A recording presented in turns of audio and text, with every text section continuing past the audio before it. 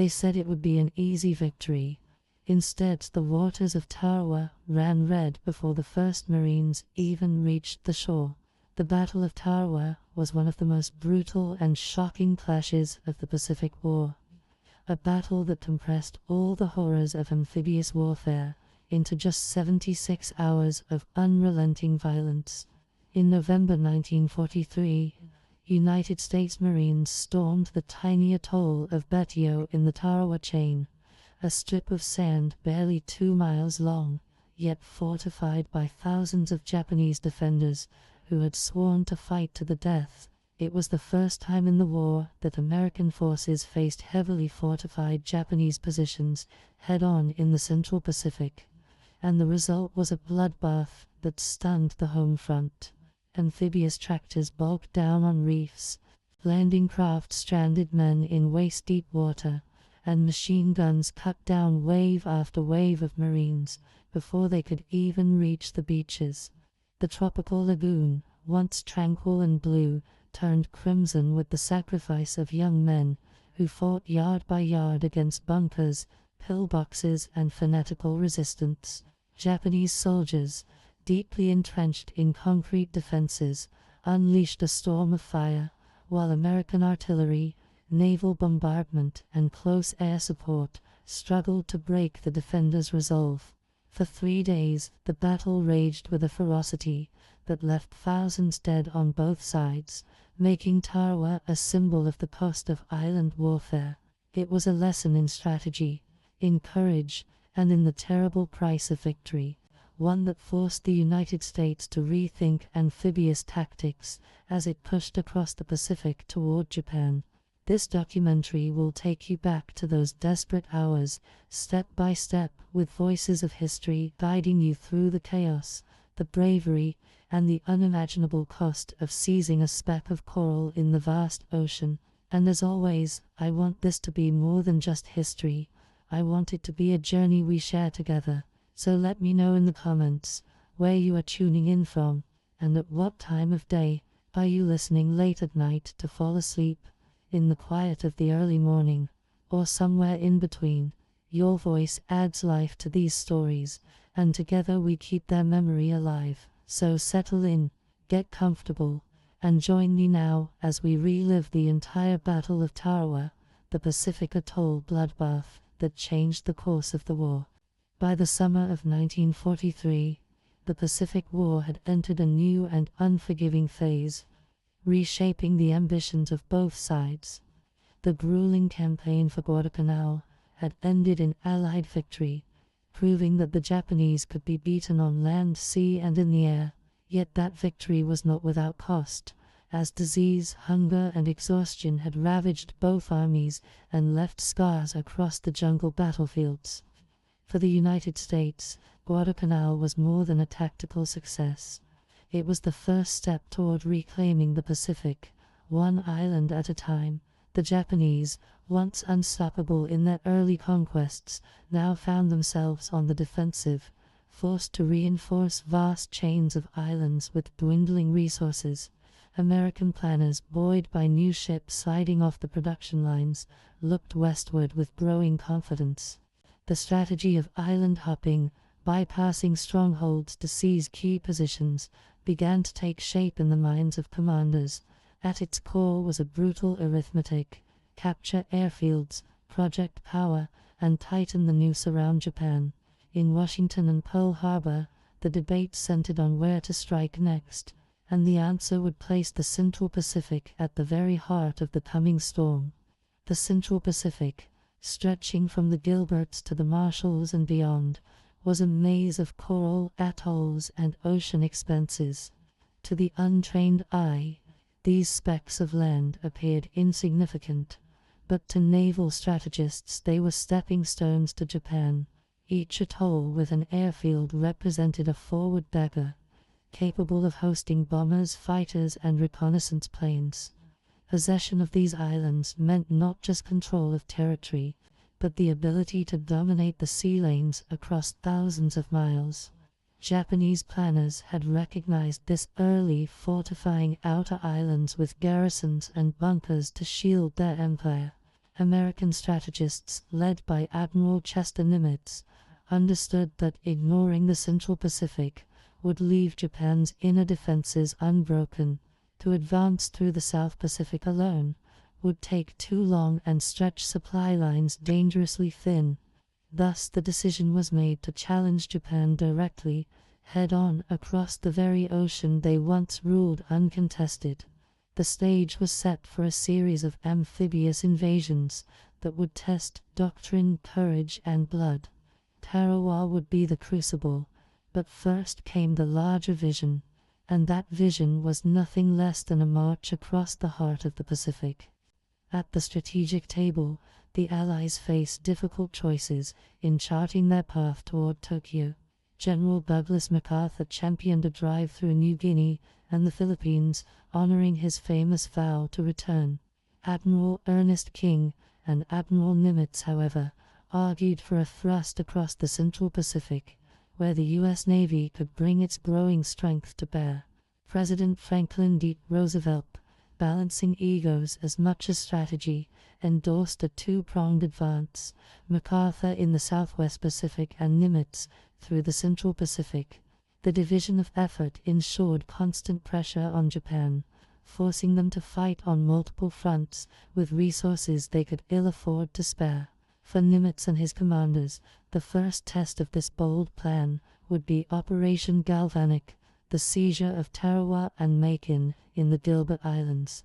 Tarawa was small, barely 2 miles long, but its airfield could dominate the approaches to the Marshalls.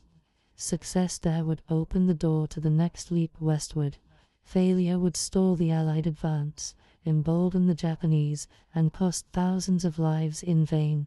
In late 1943, the Pacific War had reached a hinge moment, and the fate of nations would turn on it.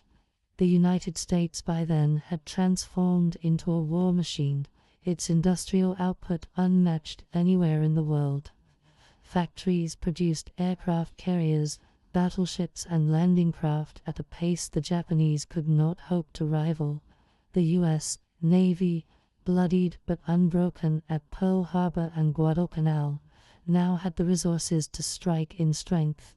Air groups trained relentlessly, Marines drilled for amphibious assaults, and new technologies were tested in the crucible of war. The Higgins boat, a simple wooden landing craft, became the spearhead of invasions, capable of disgorging men and machines onto hostile beaches. Yet doctrine lagged behind experience, and Guadalcanal had revealed gaps in coordination between sea, air, and land forces. Tarawa would demand precision at a scale never before attempted, an invasion launched directly against heavily fortified positions. The Marine Corps, steeped in tradition and sharpened by battle, prepared to prove that it could deliver. The U.S. Army and Navy stood ready to support them with unprecedented firepower. The resources were there, but the question was whether courage and doctrine could match the brutal demands ahead. And in that tension lay the drama of the coming battle. Japan meanwhile struggled to adjust to the shifting tides of war. Its early victories, spanning from Singapore to the Philippines, had stretched supply lines thin and left garrisons scattered across vast distances. By 1943, the Imperial Navy was no longer the master of the Pacific. Its carriers crippled at Midway, and its fleet weakened by attrition. The Japanese command understood the importance of the Central Pacific and fortified its atolls accordingly. On Tarawa, Rear Admiral Keiji Shibasaki proclaimed that 1,000,000 men could not take it in 100 years. His words reflected both defiance and the desperate gamble of a nation that could not match American industry. Japanese troops built bunkers of coconut logs and steel, prepared fields of fire, and emplaced artillery behind layers of coral. They knew reinforcements would not come if the island were attacked. Their orders were simple: resist to the death, buy time, and bleed the enemy.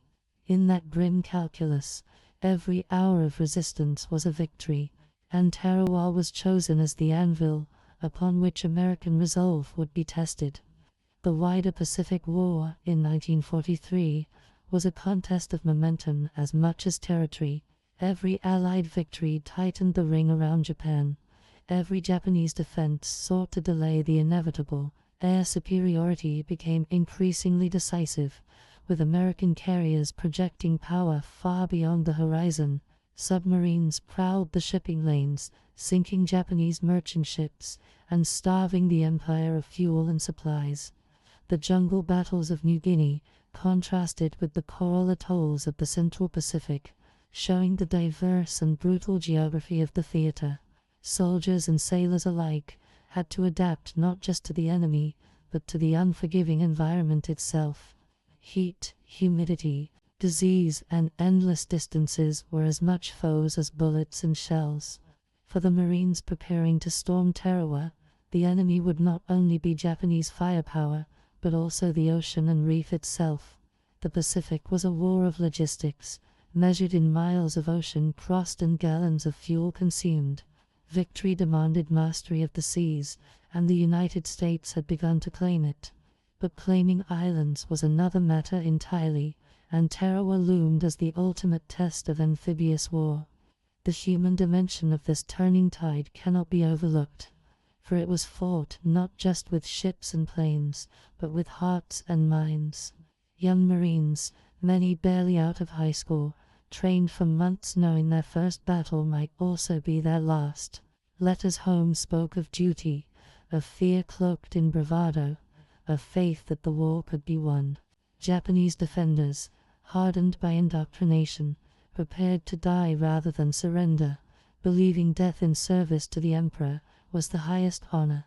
Civilians, caught between empires, lived under occupation, their futures bound to the fortunes of war.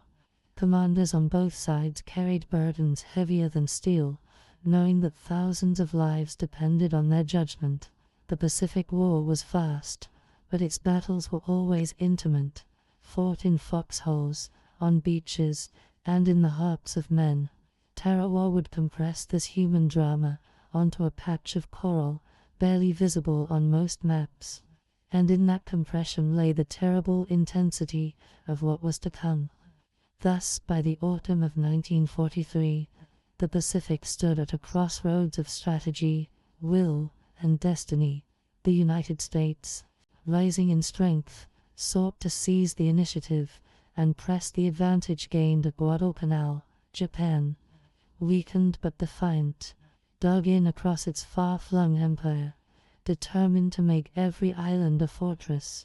Between them lay the Central Pacific, a killing ground of atolls and lagoons that would test both doctrine and endurance. Tarawa, small though it was, became the symbol of this new phase, a battle that would decide more than the fate of a coral island. It would demonstrate whether the United States could break through Japan's outer defenses, or whether the Pacific War would drag on for years longer. The stakes, measured in blood and strategy alike, could not have been higher. Tarawa would become a proving ground for the future of amphibious warfare, and in its sands, the course of the Pacific War would be forever altered. At the far edge of the Gilbert Islands chain lay Betio, a tiny scrap of coral, destined to be immortalized in blood. Barely 2 miles long, and less than half a mile across at its widest point, it seemed an unlikely fortress. Its shape resembled a boomerang, with long sandy arms stretching into the turquoise lagoon. To the naked eye, it was a paradise: white beaches, coconut palms, and waters that shimmered under the tropical sun. But beneath that beauty lay deadly traps, for Betio was girded by coral reefs and shallow waters. These reefs would force landing craft to halt hundreds of yards from shore, leaving attackers to wade under fire. The island's flat terrain offered no cover, every movement exposed to machine guns and mortars. Betio's very geography conspired against invaders, turning its idyllic setting into a killing ground. The Marines who would land there would come to know its sands not as paradise, but as purgatory, and it was precisely this contrast that made Betio so lethal and unforgettable. The Japanese recognized Betio's deadly potential long before the Americans set their eyes upon it. In early 1943, they began fortifying the island with ruthless efficiency, transforming it into a bastion of defense. Coconut lobe bunkers were reinforced with steel and sand, some buried so deep they could withstand even battleship shells. A network of trenches, pillboxes, and gun pits interlocked across the island, ensuring no corner was left undefended. Heavy artillery pieces were emplaced to command both the lagoon and the seaward approaches. Along the beaches, barbed wire entanglements, mines, and wooden stakes were set to tear apart landing craft. Anti-boat obstacles bristled in the shallows, waiting for the tide to trap invaders upon them. By the time the defenses were complete, Betio was described by one observer as the most heavily fortified island in the world for its size. Every square yard was a firing zone, every approach a death trap, and the men defending it believed they could hold against any assault. At the heart of these defenses stood Rear Admiral Keiji Shibasaki, commander of the garrison, a veteran officer of the Imperial Navy. Shibasaki was a man of rigid discipline and unwavering belief in Japan's destiny. He commanded roughly 4,500 men, mostly elite special naval landing forces and labor troops turned fighters. His confidence bordered on arrogance, as reflected in his infamous boast that 1,000,000 men could not take Tarawa in 100 years. Shibasaki understood that reinforcements would never come, but his orders were absolute resist to the death. Under his command, the garrison drilled, fortified, and prepared themselves to meet the enemy on their own terms. Their morale was shaped by the samurai ethos of Bushido, where death was preferable to surrender. Every soldier was prepared to fight until annihilation, a mindset that would later shock American attackers. Shibasaki believed that, by exacting a terrible price, his men could stall the American advance. On Betio, ideology fused with fortification to create a fortress of defiance. And in that mix, the stage was set for slaughter. The terrain itself favored defense, denying attackers even the smallest advantage. Betio's flatness meant that there were no hills to conceal advancing troops.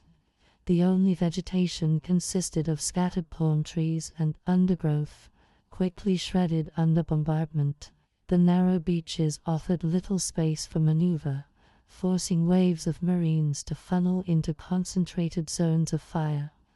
At low tide, the reefs jutted above the lagoon, trapping landing craft on the coral shelf. Marines would have to leap over the sides and wade through waist-deep water for hundreds of yards.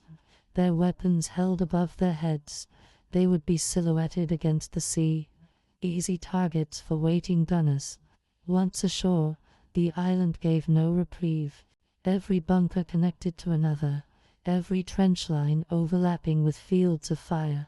Betio's smallness magnified its deadliness, compressing battle into the most intense of crucibles, and in that compression every inch of ground would cost lives measured in blood. The Japanese defenses were not merely static, but designed with cunning interlocking fire. Machine guns were placed to rake the beaches with enfilade fire, cutting down men as they advanced. Mortars and light artillery were sighted to fall directly onto the lagoon approaches. Hidden sniper nests dotted the interiors of bunkers, waiting to pick off survivors who breached the first line. The defensive layout ensured that no single bunker could be neutralized without exposing attackers to another. Engineers built strongpoints capable of withstanding flamethrowers, requiring explosives, and relentless close-quarters assaults to clear. Heavy 8-inch naval guns, salvaged from obsolete cruisers, were mounted in concrete to blast ships in the lagoon. Even the runways and open spaces were transformed into killing zones, ready to trap and annihilate attackers. Shibasaki's men were drilled to counterattack at night, slipping through trenches to strike where Marines least expected. It was not merely a defense, but a machine of destruction designed to devour an invasion, and the Americans would soon learn its efficiency at terrible cost. Yet for all its strength, Betio was not invulnerable, and American intelligence took careful note of its weaknesses. Reconnaissance flights mapped the bunkers and identified artillery positions. Though many were missed or underestimated, submarine patrols and coast watchers provided vital reports of troop strength and fortifications. Still, much of the island's true power remained hidden beneath camouflage and deception. American planners underestimated the effect of the reefs, believing tides would carry landing craft directly to the beaches. They also assumed naval bombardment would annihilate most defenses, a belief that proved tragically optimistic. In reality, many Japanese bunkers were so deeply buried that even heavy shells barely scratched them. These miscalculations would transform the landing into a nightmare. But in the fall of 1943, the U.S. Navy and Marine Corps pressed forward with confidence. They believed that overwhelming firepower would shatter the island, and on that belief, the fate of thousands would soon hinge. For the Japanese soldiers on Betio, life before the invasion was harsh and unrelenting. Supplies were limited, and food was often rationed to bare survival levels. They toiled under the tropical sun to reinforce defenses, digging trenches through coral and laying mines in the sand. The garrison lived with the constant expectation of death, hardened by indoctrination and bound by loyalty to the emperor. Despite these hardships, morale remained high, as propaganda painted the coming battle as a chance for immortality. Many soldiers carved slogans into bunkers, pledging to fight until the last breath. Letters to families spoke of duty, of honor, and of the resolve to never surrender. They knew that when the Americans came, there would be no retreat and no rescue. Betio would be their grave, but also, in their eyes, their contribution to Japan's destiny. And in that mindset, they awaited the storm that would soon descend upon them. Thus Betio stood as a paradox of scale, a tiny island with the defenses of a fortress, an atoll turned battlefield. Its geography, once a haven for fishermen and palm groves, had been reshaped into a labyrinth of fire and steel. The coral reef that had sustained life for centuries now became a trap for machines of war. Its defenders, outnumbered but unyielding, believed they could hold against the mightiest navy the world had ever assembled. To the Americans, it appeared a small obstacle on the road to Tokyo, yet it concealed horrors far greater than its size suggested. For in that small strip of sand and coral, modern warfare would reveal its most intimate brutality. The island called Betio was ready, its guns loaded, its trenches manned, its fate sealed. It waited for the roar of bombardment and the silhouettes of approaching landing craft. It waited to become the crucible of Tarawa, and it waited to etch its name forever into the history of the Pacific War. In the autumn of 1943, Allied strategists fixed their gaze upon a tiny dot in the Pacific Ocean, an island that seemed insignificant but held vast importance. Tarawa, a small atoll in the Gilbert Islands, was chosen as the next step in America's island-hopping campaign. Its value was not measured in palm trees or sandy beaches, but in its airfield, which could extend Allied air power deep into the Central Pacific. To the planners in Pearl Harbor and Washington, it was the first link in a chain that would stretch all the way to Japan itself. Without control of Tarawa, operations against the Marshalls would remain vulnerable to attack from Japanese aircraft. By seizing it, the Allies would secure a forward base from which to project both naval and air superiority. The logic was stark. Every mile gained brought American bombers closer to Tokyo. Every island captured narrowed Japan's shrinking defensive perimeter. Admiral Chester Nimitz recognized that hesitation would only allow the Japanese to fortify further. To advance, they needed a direct strike into the heart of the Central Pacific. And Tarawa, for all its smallness, was the key that unlocked that path. Operation Galvanic, the code name for the assault on Tarawa and nearby Macon, was designed to test America's new doctrine of large-scale amphibious warfare. The lessons of Guadalcanal were fresh, but they had been won in jungles, not on low coral atolls. Tarawa would demand something far more precise, a frontal assault on prepared defenses, where every inch of ground was visible, and every approach predictable. The island's Japanese garrison had transformed its beaches into interlocking fields of fire, daring any invader to try. Yet the planners believed their overwhelming fleet, their carriers, and their battleships could pulverize these defenses into submission. Securing the island would mean capturing an airstrip that could serve as a springboard into the Marshalls. It would also provide a logistics hub where fuel, ammunition, and supplies could be stockpiled within range of the next targets. Tarawa was, in essence, a gateway, a bloody test to determine whether American amphibious doctrine could succeed against Japan's outer defenses. The choice was not made lightly, for intelligence warned of heavy resistance. Still, the calculus of war demanded a demonstration of strength, and Tarawa was chosen as the proving ground. For the Japanese, the Gilbert Islands were part of their shield, a barrier meant to slow the advancing tide of American power. They knew they could not defend every island indefinitely, but each one bought time and inflicted losses. Rear Admiral Keiji Shibasaki, commanding at Tarawa, was confident his garrison could hold long enough to make the enemy bleed. His famous boast that 1,000,000 men could not take Tarawa in 100 years was more than arrogance. It was the foundation of Japan's defensive strategy. They believed that if enough Americans died on beaches like Betio, the will to continue would falter. Tokyo understood that Japan's industrial might could never match America's, but human sacrifice could still serve as a weapon.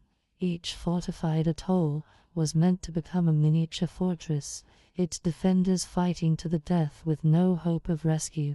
Tarawa, with its airfield and its strategic position, was among the most important of these bastions. The battle was inevitable, for both sides saw the island as essential to their vision of the Pacific War. And in that clash of visions, Tarawa was set to become a slaughterhouse. American planners studied the maps of Betio, the largest islet of Tarawa, with meticulous attention. Its airstrip stretched across the center, dominating the island and giving it immense operational value. To deny the Japanese use of this runway was as vital as capturing it for American fighters and bombers. Submarines and aerial reconnaissance brought back images of bunkers, gun emplacements, and anti-boat obstacles. Reports noted heavy artillery dug into the sand, covering both lagoon and ocean approaches. What was less certain was how effective the reefs would be in stopping landing craft, or how deeply the Japanese had buried their defenses. Still, the assumption was that naval bombardment would neutralize most of the garrison before the Marines stormed ashore. Confidence in American firepower shaped every aspect of the plan, even as some officers cautioned against over-reliance on artillery. Tarawa, they believed, could be smashed open like an eggshell with enough shells and bombs. But as history would show, the Japanese had built a fortress that no bombardment alone could erase. The strategic importance of Tarawa lay not only in its own defenses, but in what it guarded from its position in the Gilberts. Japanese planes could strike at Allied convoys moving westward. Without neutralizing it, any attempt to seize the Marshalls would leave American supply lines dangerously exposed. Conversely, in American hands, Tarawa would become a shield for advancing fleets, ensuring their safe passage deeper into enemy waters. It would also provide a launch point for bombers to harass Japanese strongholds across the region. Every mile of coral captured meant another mile of ocean secured, another step closer to the Japanese homeland. This was the logic of island hopping, seizing key positions, bypassing others, and moving relentlessly westward. Tarawa was small, but its capture would resonate far beyond its reefs. It was not simply a battle for an atoll, but a battle for momentum. And momentum was everything in a war of oceans, where distance itself was as deadly as any enemy. Political urgency added yet another layer to the decision. By 1943, the American public, weary from 2 years of war, demanded progress in the Pacific. Victory in the Central Pacific would not only cripple Japan, but also demonstrate that America's growing war machine could deliver results. Roosevelt's administration needed victories to sustain support at home, particularly with the war in Europe, demanding simultaneous attention. For the Marines, Tarawa offered a chance to prove their worth in front of both allies and skeptics. For the Navy, it was an opportunity to showcase the might of its carriers and battleships. Success would silence critics, strengthen inter-service cooperation, and validate the doctrine of amphibious assault. Failure, however, would embolden Japan and shake public confidence in the war effort. Tarawa thus became more than a military target. It was a stage upon which national resolve would be tested. The stakes were not only strategic, but psychological, and those stakes would make the island sands run red. At sea, Admiral Nimitz entrusted Vice Admiral Richmond Kelly Turner with a massive amphibious fleet that would carry the Marines to Tarawa. The 2nd Marine Division, under Major General Julian C. Smith, was assigned the task of storming the beaches and seizing Betio. They were hardened by training and lessons learned at Guadalcanal, but even so, none could fully grasp the nightmare that awaited. Engineers studied tidal charts and warned that the shallow lagoon might strand Higgins boats on the reefs. To counter this, a limited number of amphibious tractors, LVTs, were assigned to ferry troops directly over the coral. Still, there were not enough for all, and many Marines would have to wade ashore through chest-deep water. In planning rooms, maps and arrows made the assault appear orderly, almost clinical. But on Betio's beaches, every yard would be contested, every wave of men exposed to withering fire. The plan was daring, perhaps reckless, but it was the only way forward, and in the end, there was no turning back from the gamble. Thus, the decision to seize Tarawa was born of strategy, logistics, politics, and necessity. To the American command, it was a linchpin in the march across the Central Pacific, the first real test of their new amphibious doctrine. To the Japanese, it was a fortress designed to halt that march, or at least make it so costly that the enemy might reconsider. Both sides saw the island not as a mere speck of coral, but as a symbol of control over the Pacific's future. Every trench dug, every gun emplaced, every plan written in ink and sand, carried the weight of this larger vision. The island would become the proving ground for technology, doctrine, and human courage under fire. It was where theories would meet reality, and where maps would be redrawn in blood. The Marines prepared to land, the Navy prepared to shell, and the Japanese prepared to die. Tarawa was not chosen for its beauty or its bounty, but for its position on the road to Tokyo, and soon it would become a name synonymous with sacrifice. On the tiny islet of Betio, the Japanese commander, Rear Admiral Keiji Shibasaki, prepared his men for what he believed would be a battle of annihilation. Shibasaki was no ordinary officer. He was a seasoned veteran of the Imperial Navy, and a man of fierce conviction. He believed deeply in the Bushido spirit, the warrior ethos that demanded death before surrender. Under his command were nearly 5,000 men, including elite special naval landing forces, Japan's equivalent of Marines. They were bolstered by Korean laborers and civilian conscripts who were pressed into constructing defenses and even expected to fight if necessary. Shibasaki knew that American power dwarfed his own, but he sought to compensate with disciplined preparation and fanatic resistance. His orders were absolute: hold Tarawa at all costs, fight to the last man, and ensure the enemy paid in blood for every inch of coral. In his mind, the fate of the Pacific War was not decided in grand strategies, but in the will of soldiers to endure. This conviction would shape the nightmare awaiting the U.S. Marines, and it would make Tarawa one of the fiercest battles of the Pacific.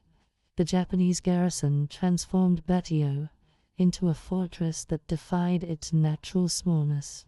The island measured less than 3 miles in length, and barely 800 yards across at its widest point. Yet every grain of sand was prepared for battle. Shibasaki's engineers constructed bunkers of steel-reinforced concrete, some with walls 5 feet thick, capable of withstanding naval bombardment. Along the beaches, pillboxes with interlocking fields of fire created kill zones designed to sweep the lagoon approaches clean. Heavy machine guns were mounted to cover every possible landing point, while 13 coastal defense guns ranged from 75 mm pieces to 8-inch naval artillery. Even more deadly were the mortars and howitzers positioned inland, ready to strike at Marines once they crossed the beaches. Trenches zigzagged across the island, linking strong points into a web of resistance that allowed units to support one another under fire. Obstacles of barbed wire, mines and wooden stakes were laid across the lagoon floor, designed to cripple landing craft before they reached the shore. The result was a miniature fortress, layered in depth and bristling with lethal intent. Betio was small, but it was prepared to devour invaders. Among Shibasaki's defenders, the Special Naval Landing Forces held pride of place. These were not ordinary garrison troops, but highly trained assault infantry, drilled for amphibious and defensive combat. Their black uniforms and high morale marked them as an elite within the Imperial Navy, and they brought with them a fierce determination to hold ground, no matter the cost. Their training emphasized fanatical endurance, close-quarters fighting, and the belief that death in battle was the ultimate honor. Unlike some Japanese garrisons on remote islands, these men were seasoned, disciplined, and confident in their commander's plan. They were supported by hundreds of naval artillery specialists, engineers, and anti-aircraft crews who ensured the island's guns were always ready. Each man knew his position, his weapon, and his role in the defensive scheme. They were indoctrinated with the conviction that surrender was impossible and survival unlikely. To them, Tarawa was not a place to live, but a place to die for the Emperor, and with that grim resolve, they braced themselves for the storm they knew was coming. Shibasaki himself projected an aura of defiant confidence, one that inspired his men even as it underestimated his enemy.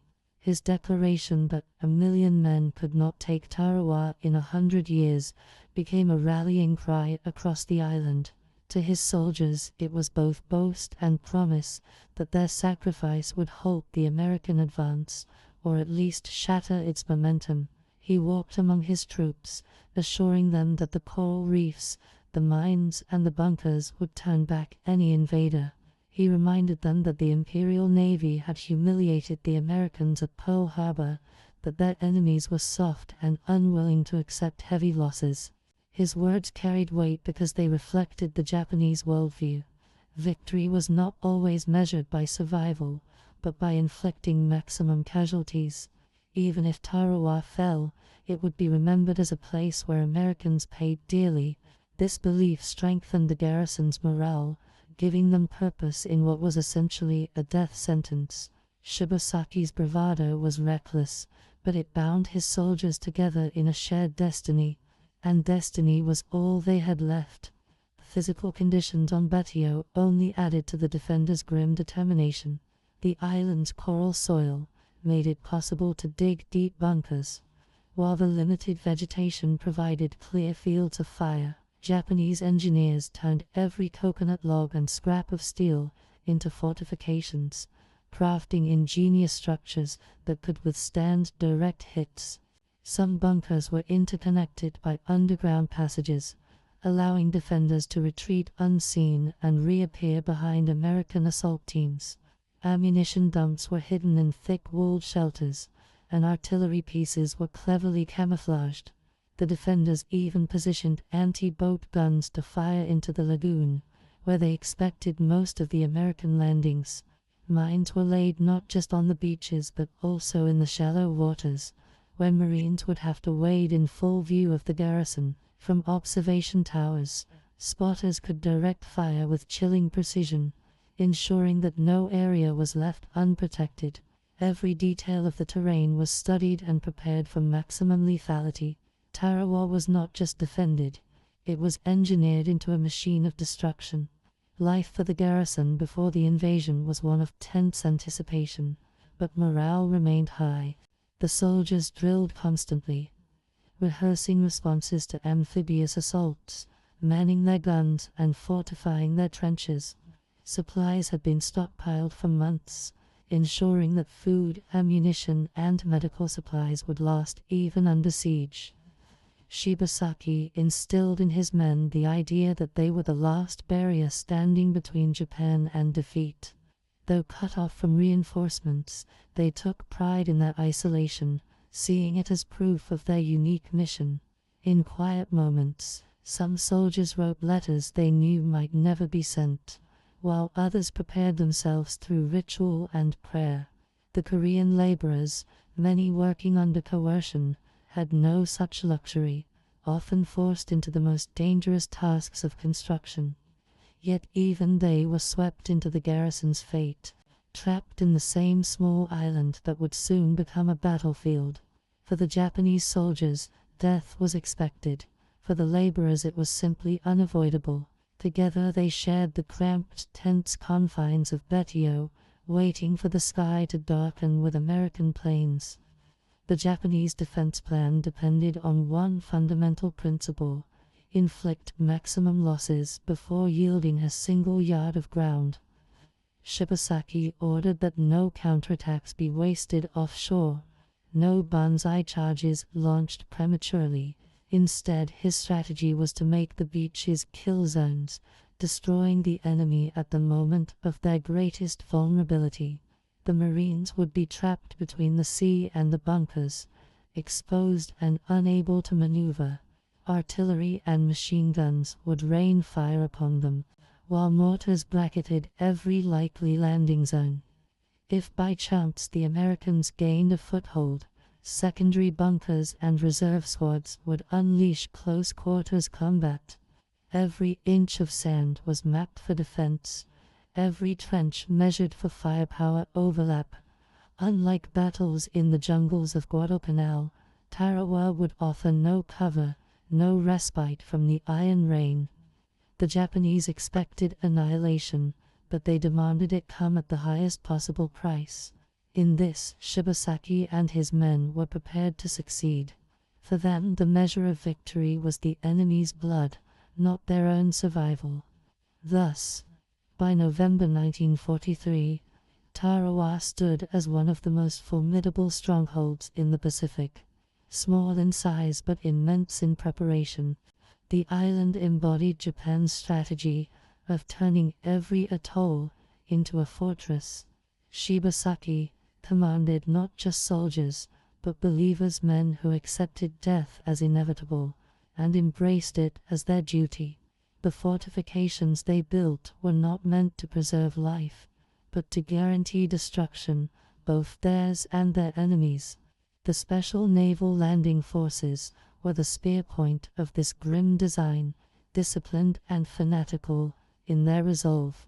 The coral beaches were mined, The waters trapped, the skies watched, and every gun calibrated. Betio was ready to meet the full fury of America's modern war machine, with raw defiance. To the outside world, it was a tiny speck of land, but to those who would fight there, it was the center of destiny.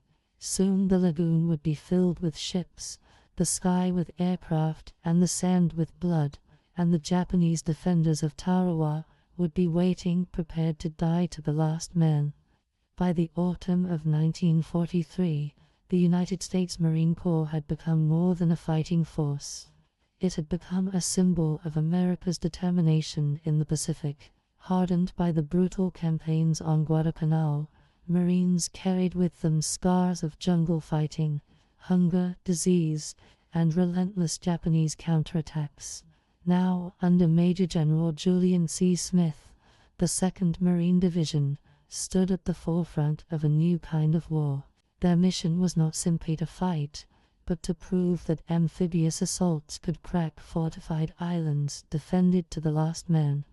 The stakes could not have been higher, for the world watched to see if the Marines could take Tarawa. Failure would cast doubt on America's entire island-hopping strategy, while success would light the path across the Pacific. Each Marine knew that they were being asked to do something no army in history had attempted on such a scale. They would face not jungles or open battlefields, but beaches saturated with firepower, reefs bristling with mines, and defenders who had sworn never to surrender. The challenge was immense, but the Marines carried with them the confidence of hard-earned experience, and with that confidence, they prepared to make history. The 2nd Marine Division was a seasoned unit, numbering roughly 18,000 men, organized into 3 infantry regiments, supported by artillery, engineers, and armored units. Many of its officers and NCOs had fought at Guadalcanal, bringing with them invaluable knowledge of Japanese tactics. Yet the battlefield ahead was unlike anything they had known before, a place where concealment was nearly impossible, and survival meant advancing across open ground. Training for Tarawa had been relentless, with rehearsals of amphibious landings staged across Pacific beaches. Marines practiced storming ashore from Higgins boats and amphibious tractors, timing every movement with precision. Engineers drilled on clearing obstacles, while riflemen rehearsed advancing under the cover of naval bombardment. Tanks were tested on sand, flamethrowers issued, and demolition charges prepared for bunkers. Each man carried the knowledge that in the first wave, survival was far from certain, but together the division believed that disciplined training and sheer determination could overcome the island's defenses, and it was that belief that bound them together on the eve of battle. Major General Julian C. Smith, their commander, embodied calm resolve in the face of daunting odds. Known for his discipline and professionalism, Smith was not a man of flamboyant words, but of quiet authority. He studied every detail of the invasion plan, balancing optimism with caution, aware that success depended on both precision and courage. Smith understood that Tarawa would test not only tactics, but also the spirit of his men, and he worked tirelessly to prepare them for the ordeal. His leadership was steady, never overstated, but it inspired confidence at every level of the division. He was supported by a staff of experienced officers, many of whom had learned their trade in the crucible of Guadalcanal. Together, they forged a division that was not only trained for war, but mentally conditioned for sacrifice. Smith knew that his Marines would face terrible casualties, but he believed in their ability to carry the island. He placed faith in their courage, their discipline, and their will to finish what others could not. Under his command, the 2nd Marine Division braced itself for the hardest fight of its life. The Marines carried with them the tools of modern amphibious assault, weapons tailored for close-range destruction. They would go ashore, armed with M1 Garand rifles, Browning automatic rifles, Thompson submachine guns, and light machine guns, weapons designed for ferocious short-distance combat. Engineers were equipped with satchel charges, Bangalore torpedoes, and flamethrowers, all critical for clearing bunkers and trenches. Sherman tanks fitted with 75mm guns provided mobile firepower, though questions remained about how well they would maneuver on the soft coral sand. Mortar and artillery support would follow them ashore, though much depended on the success of naval bombardment. The Marines trained to fight as squads, each unit flexible, aggressive, and capable of acting independently under fire. They knew the Japanese would be entrenched, invisible until they unleashed their weapons. The Marines prepared to counter with speed, violence, and relentless pressure, never allowing the enemy a moment to regroup. Every man's pack carried not just ammunition, but the heavy weight of expectation. And in the weapons they carried, America placed its trust that Tarawa could be taken. Among the innovations the Marines brought to Tarawa were the amphibious tractors, or LVTs, machines that would change the very nature of the assault. Unlike the Higgins boats which risked grounding on the reef, the LVTs could crawl over coral and deliver troops directly onto the beach. Each was armed with machine guns and capable of carrying 20 men, offering both transport and firepower. For many Marines, the LVTs represented their best chance of survival in the first minutes of the invasion. Yet there were far too few of them, barely enough for a fraction of the assault waves. Most Marines would still be forced to disembark from Higgins boats and wade hundreds of yards through chest-deep water. This meant advancing under fire without cover, exposed to machine guns and artillery in broad daylight. The tractors symbolized both progress and limitation, a glimpse of the future but not yet available in sufficient numbers. To the Marines they were a lifeline, even as they knew many would never reach the shore. And in those machines, hope and fear mingled as they rehearsed their final approach. Morale in the division was complex, a mixture of pride, anxiety, and grim acceptance. The Marines had proven themselves at Guadalcanal, and they carried with them the reputation of America's shock troops. They knew the nation expected them to succeed, no matter the cost. Letters home carried confidence, but also hints of foreboding, as men sensed the scale of the coming battle. They joked in their foxholes, sang songs aboard their transports, and argued over baseball scores. But beneath it all was the knowledge of what awaited. Chaplains held services, offering comfort in words that could not erase the looming fear. Veterans reassured younger Marines, reminding them that survival depended on keeping moving, never hesitating under fire. Some men carved names into their rifles, or painted slogans on their helmets, small gestures of identity in a sea of anonymity. In every platoon, friendships ran deep, forged by training, and the certainty of shared fate. And it was those bonds as much as weapons or plans that gave them strength to face Tarawa. The Marines of the 2nd Division represented a cross-section of America, drawn from cities, farms, and factories across the nation. Many were barely out of high school, their youth colliding with the harsh realities of war. Others were seasoned veterans, carrying the experience of previous battles and guiding their comrades with steady hands. Each brought with him a story, a family, and dreams that might never be realized. Together they formed a fighting force bound by discipline, loyalty, and an unspoken promise to one another. For them, Tarawa was not an abstract strategy or a line on a map. It was the place where survival and duty would meet.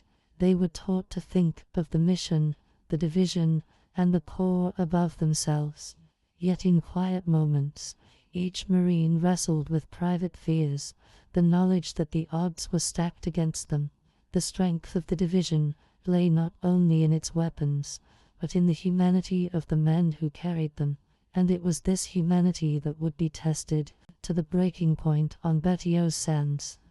Thus, as the fleet assembled, and the Marines prepared to embark, America's new weapon stood ready.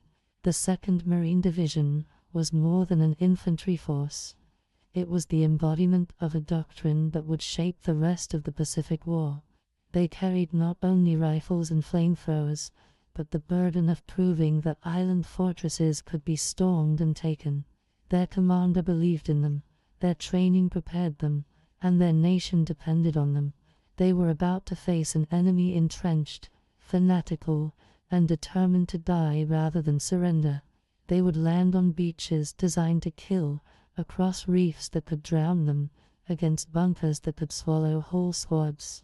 Yet in their hearts burned the certainty that no matter the cost, the mission had to succeed.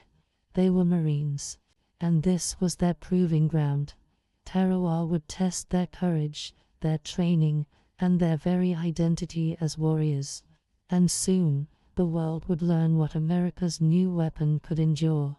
In the summer of 1943, the United States Navy and Marine Corps undertook one of the most ambitious operations yet conceived in the Pacific, the seizure of Tarawa under the codename Operation Galvanic. The plan represented the first true test of America's developing amphibious doctrine, forged in theory before the war and bloodily tested at Guadalcanal. Unlike the Solomon Islands campaign, however, Tarawa offered no jungle depths, no vast hinterland into which defenders might retreat. It was a speck of coral, less than 3 miles long, where every mistake would be visible, immediate and costly. The planners knew they were facing a fortress, constructed with precision and manned by defenders determined to die. Naval intelligence, aerial reconnaissance, and submarine patrols brought back photographs and charts that mapped every possible landing point. These were pinned on walls in war rooms, where officers debated every detail of tides, reefs, and firepower. The Marines demanded precision, and the Navy demanded coordination on a scale never before attempted.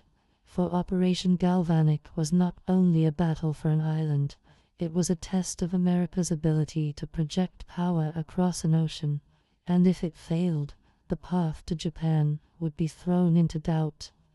At the heart of the planning lay the hard lessons of Guadalcanal, where improvisation and chaos had nearly undone the American effort.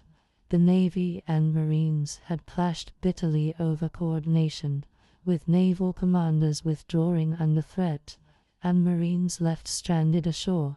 Operation Galvanic was intended to correct those failures, forging a tighter bond between sea and land. Vice Admiral Raymond A. Spurns, fresh from victory in the Central Pacific, assumed overall command of the operation. His calm intellect and meticulous style reassured many, though he knew the challenges ahead could not be underestimated. Admiral Richmond Kelly Turner, commander of amphibious forces, carried responsibility for delivering the Marines to Betio's beaches. He demanded precision in logistics, the careful synchronization of bombardment, landing craft, and close air support. General Julian C. Smith, commanding the 2nd Marine Division, insisted on clarity in communication and decisive naval firepower. Together, they built a plan where every movement, from battleship shell to rifle squad, was synchronized in one relentless assault. But even the most perfect plan could not erase the uncertainty of battle, and in those uncertainties, Tarawa's fate would be decided. Central to the doctrine was the concept of overwhelming firepower, delivered in layers from battleships, cruisers, destroyers, and aircraft carriers. The planners envisioned a storm of steel that would crush bunkers, flatten trenches, and obliterate defenders before the Marines set foot on the beaches. The bombardment would be followed by relentless waves of amphibious assault craft, ferrying Marines in carefully timed intervals. Naval aviators flying from carriers offshore would strafe and bomb defensive positions in support of advancing troops. Every element of the plan relied on coordination, the Navy suppressing defenses at the exact moment Marines crossed reefs, artillery covering advances when infantry stalled, aircraft striking targets designated by observers on the beach. This was modern war in its most intricate form, demanding trust between services that had not always seen eye to eye. Guadalcanal had shown what happened when that trust broke down. Tarawa would demand that it hold. The stakes were more than tactical. They were doctrinal, proving whether amphibious warfare could succeed against a fortified island.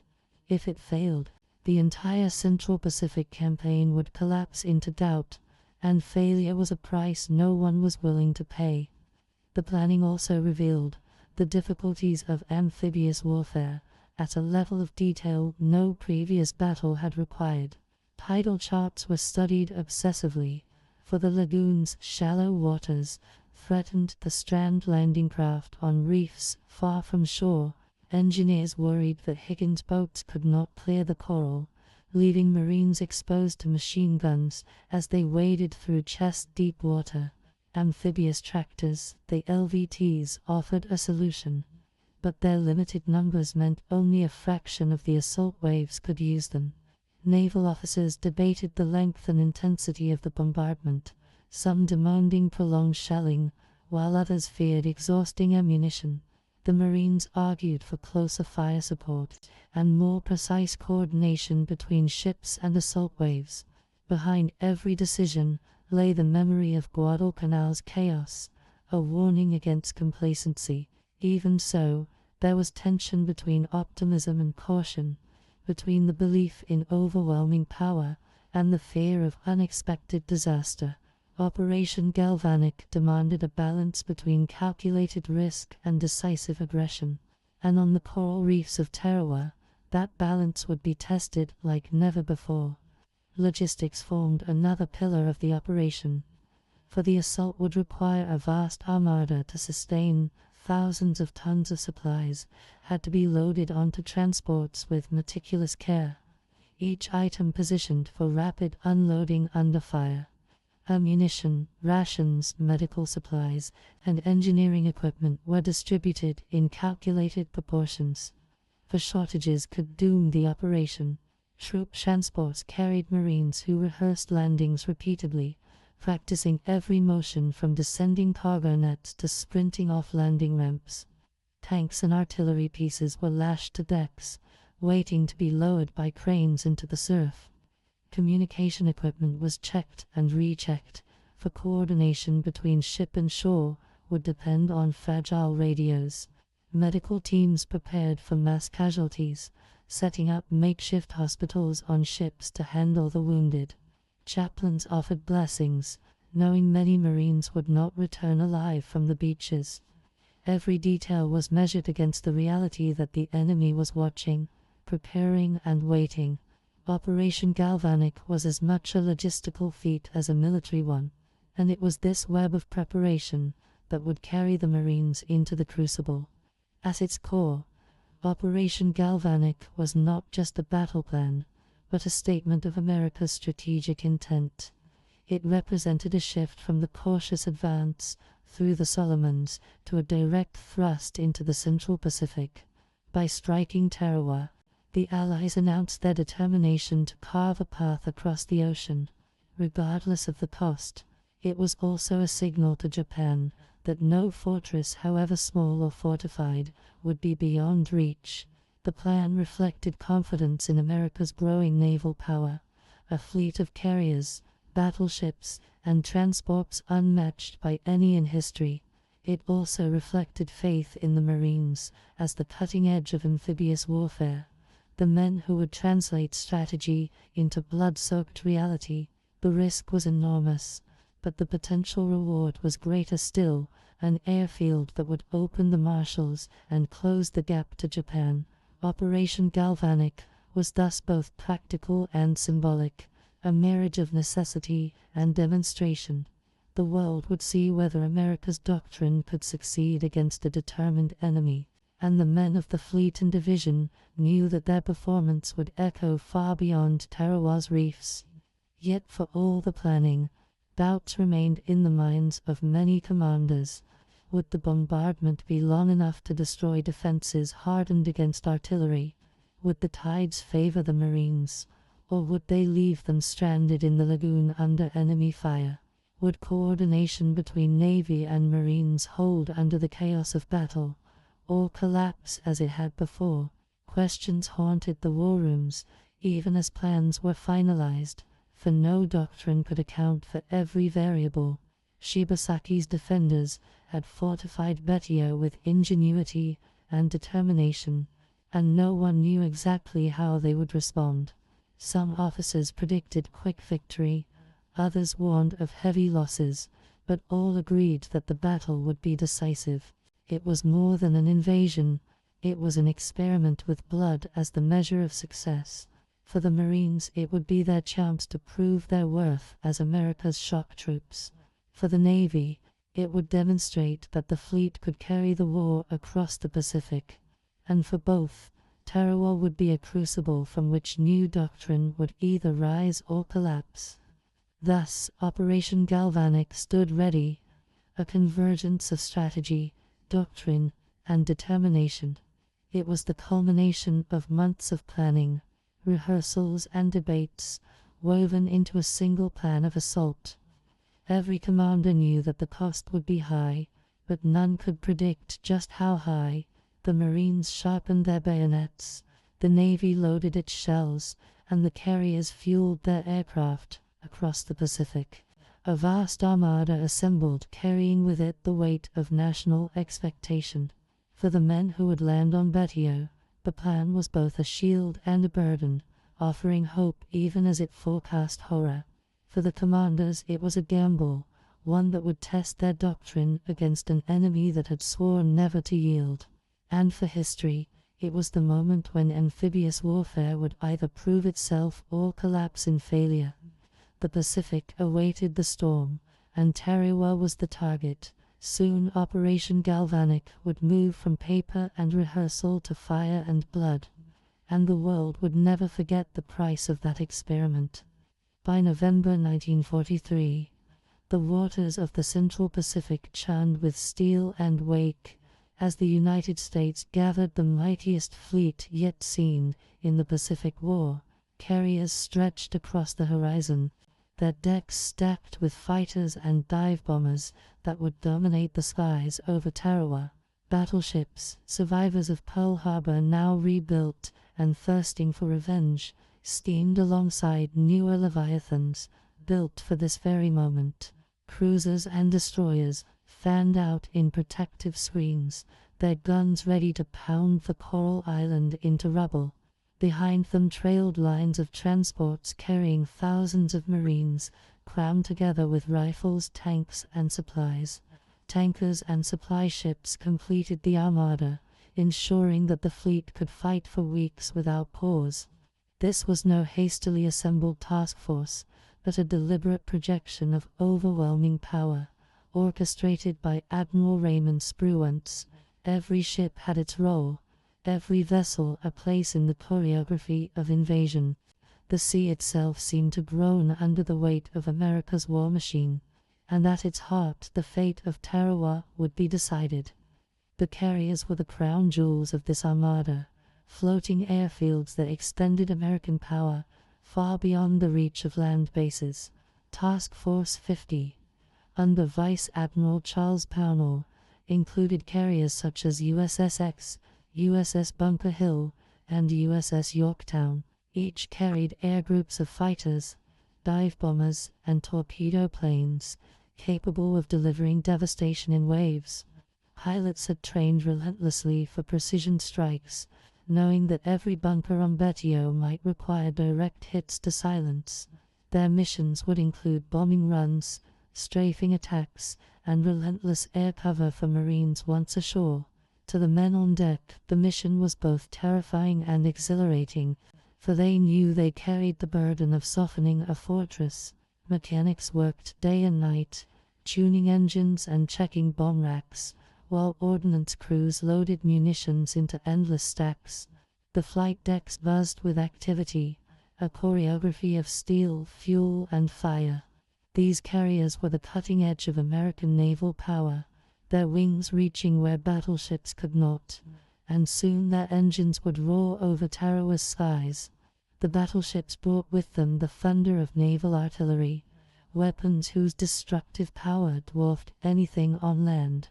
USS Maryland, USS Colorado, USS Tennessee, and others carried 14-inch and 16-inch guns, capable of hurling shells the size of cars. Their task was to hammer Japanese defenses into dust, cratering bunkers and silencing coastal artillery. Crews drilled constantly, calibrating their fire with spotters and preparing for hours of sustained bombardment. Many of these ships had once been scarred by Japanese bombs at Pearl Harbor, now reborn to deliver vengeance. Their steel hulls bristled with new anti-aircraft batteries, ensuring that enemy planes would find no easy targets. Sailors polished brass, loaded shells, and whispered prayers that their fire would protect the Marines about to storm the beaches.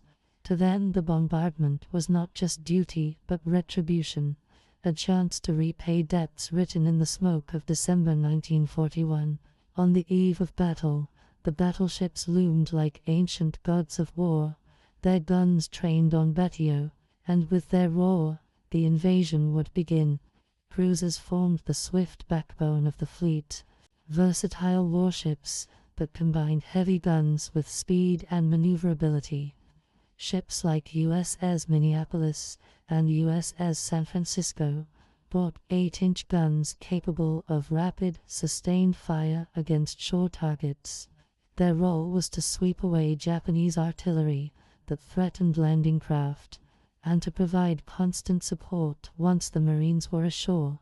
Destroyers darted among them, smaller but deadly, armed with 5-inch guns and torpedoes. These greyhounds of the sea would move dangerously close to Betio, their gunners prepared to duel with Japanese coastal defenses at point-blank range. Their crews were young, many barely out of high school, yet they carried themselves with the confidence of veterans. On their decks, sailors smoked nervously and tightened the straps of helmets, waiting for the command to fire. Together, cruisers and destroyers were the flexible fists of the fleet, able to respond instantly to changing needs. They were the unseen guardians of the Marines, delivering steel whenever called upon, and in the crucible of Tarawa, their accuracy would mean survival or death. Behind the warships stretched the vital but often overlooked backbone of the invasion, the transport and support ships. Hundreds of vessels carried Marines, tanks, trucks, food, water, and ammunition, the lifeblood of the operation.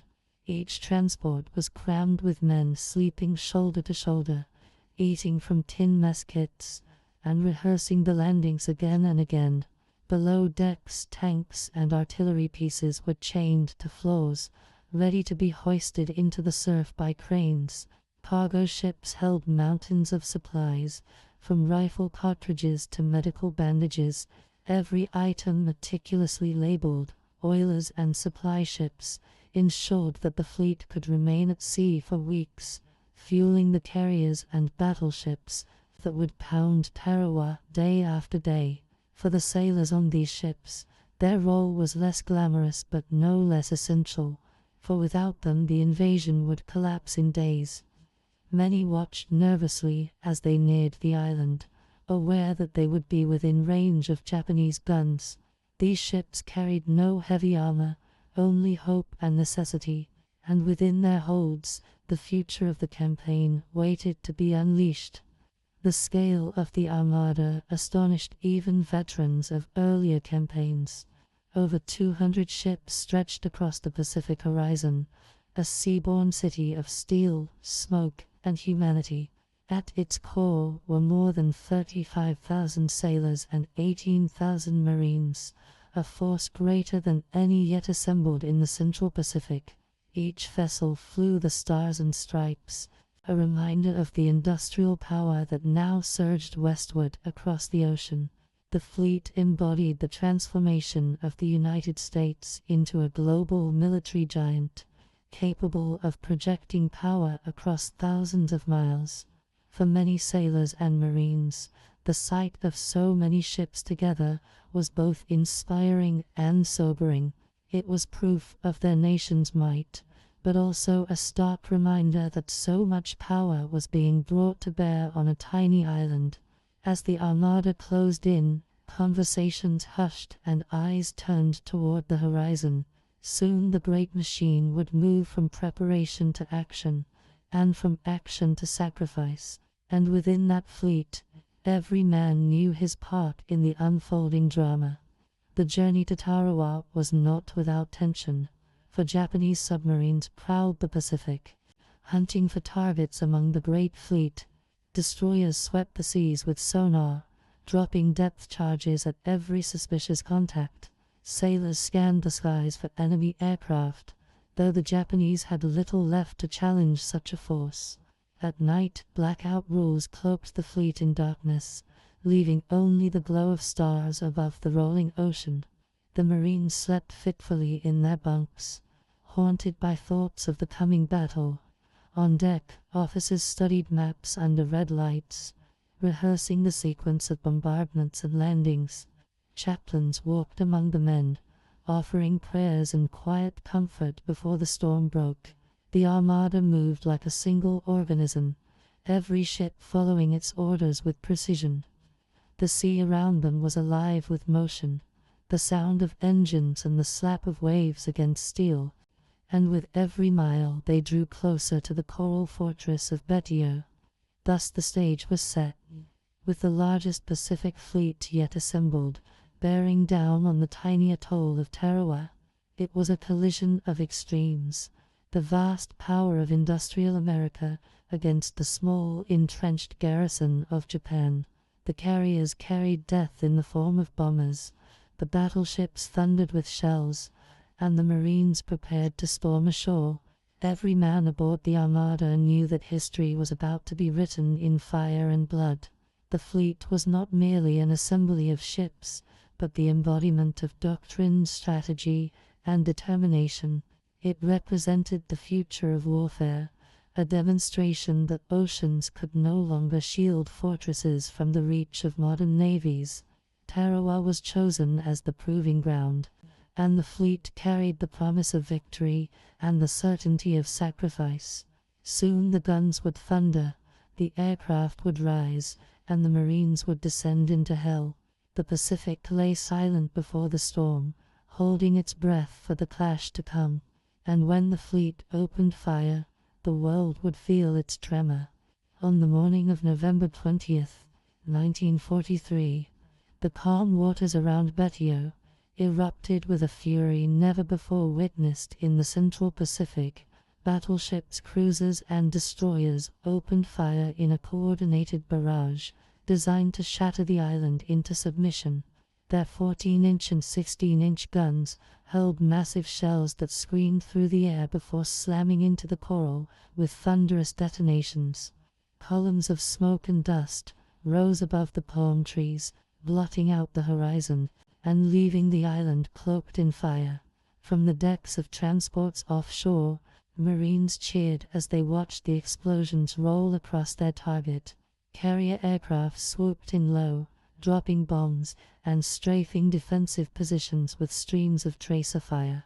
To the men watching, it seemed impossible that anything could survive such a storm of steel and flame. Every shell, every bomb was meant to silence a bunker, kill a gun crew, or collapse a trench. The fury of American naval might was on full display, a promise that nothing could withstand its weight. And yet beneath the smoke, the Japanese defenders endured. The bombardment was the centerpiece of Operation Galvanic, a calculated attempt to crush the enemy before the Marines hit the beaches.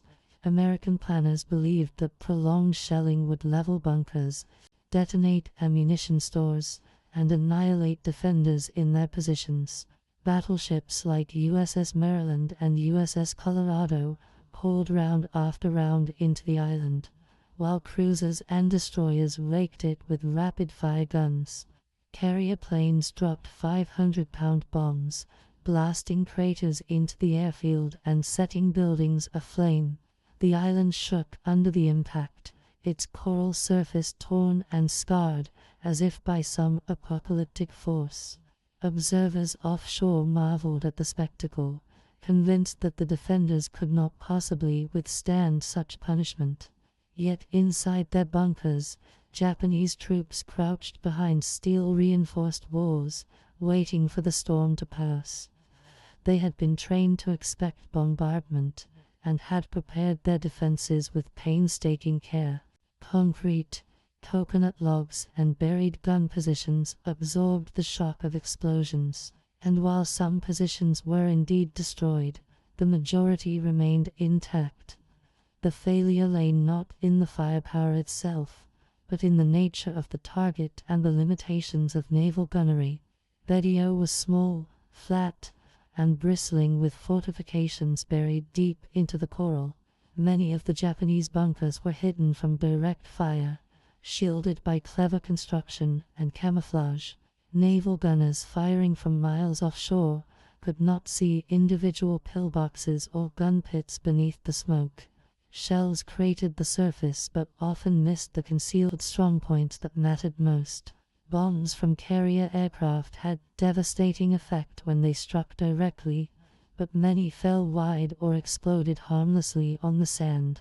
Worse still, the bombardment was cut short, lasting barely 3 hours due to concerns over ammunition and tidal timing. The Navy feared that prolonged shelling would delay the landings and leave Marines stranded on reefs when the tide shifted. Thus the assault began with Japanese defenses far less damaged than expected, and in that miscalculation lay the seeds of disaster. Inside the bunkers, Rear Admiral Keiji Shibasaki's men endured the inferno with grim determination. Special Naval Landing Force troops crouched in dim chambers, lit by lanterns, listening to the earthquake around them. Concrete walls trembled, coconut logs splintered, and dust filled their lungs, but most bunkers held firm.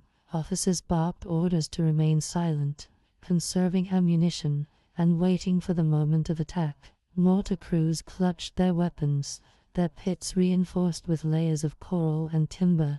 Artillerymen checked the breeches of their coastal guns, ready to re-emerge once the shelling ceased. Some men prayed, others clenched their teeth, all of them bound by the oath to die where they stood. When bombs struck directly, entire squads vanished in flashes of heat and shrapnel, their screams muffled by the roar of explosions.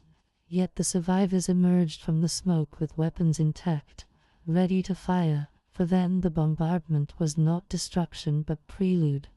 From the perspective of the Marines watching offshore, the bombardment created a dangerous illusion. Clouds of dust and fire gave the impression of total devastation, as if Betio itself had ceased to exist. Many believed that resistance would be minimal, that the Japanese had been obliterated beneath the barrage. Confidence surged among the assault troops, who joked that their only challenge would be reaching the beach before the island disappeared. Officers reassured their men that naval guns had done their work, that casualties would be light. Few realized how little effect the bombardment had truly achieved beneath the surface. In truth, the Japanese had designed their defenses to survive just such a storm, and their guns would soon emerge unscathed.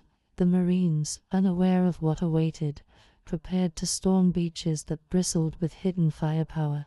They sharpened their bayonets, checked their gear, and prepared for the signal to land. And as they watched the bombardment fade, they believed victory was already in hand. The decision to shorten the bombardment remains one of the most controversial choices of the battle. Admiral Richmond Kelly Turner, commanding the amphibious task force, feared that the tide would fall too low for landing craft to clear the reef. He ordered the assault to proceed earlier than some commanders preferred, curtailing the shelling in favor of timing. Marines argued that an extra day of bombardment could have pulverized more defenses, but Turner prioritized momentum over thoroughness.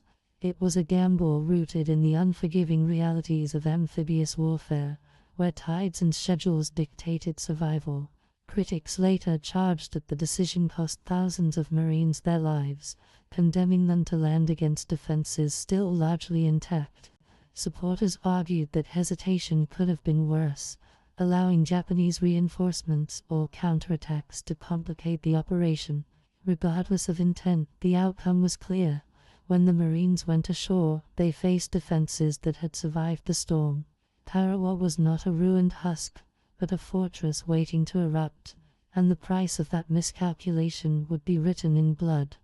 The Japanese defenders emerged from their shelters as the bombardment lifted, their positions battered but far from destroyed. Machine gunners slid open firing slits, peering out at the lagoon now churned with smoke and foam. Artillery crews remanned their guns, aiming at the empty sea, where landing craft would soon appear. Snipers climbed into concealed positions, their rifles ready to pick off exposed Marines. Mortar tubes were uncovered, crews ready to rain shells into the shallow waters of the lagoon. Shibasaki's men knew the battle was about to begin in earnest, their long wait inside bunkers finally ending. For them, survival was irrelevant. Their mission was to kill as many Americans as possible. Their weapons had survived, their spirits were unbroken, and their commander's promise still held firm. The bombardment had shaken them, but it had not broken them. And as silence fell, the defenders prepared for the slaughter to come. Thus, the great naval and aerial bombardment of Betio, though impressive in scale, failed in its ultimate purpose. It scarred the island, filled the air with smoke, and convinced Marines that victory was assured. Yet beneath the rubble, the fortress remained, its bunkers alive with defenders who had endured the storm.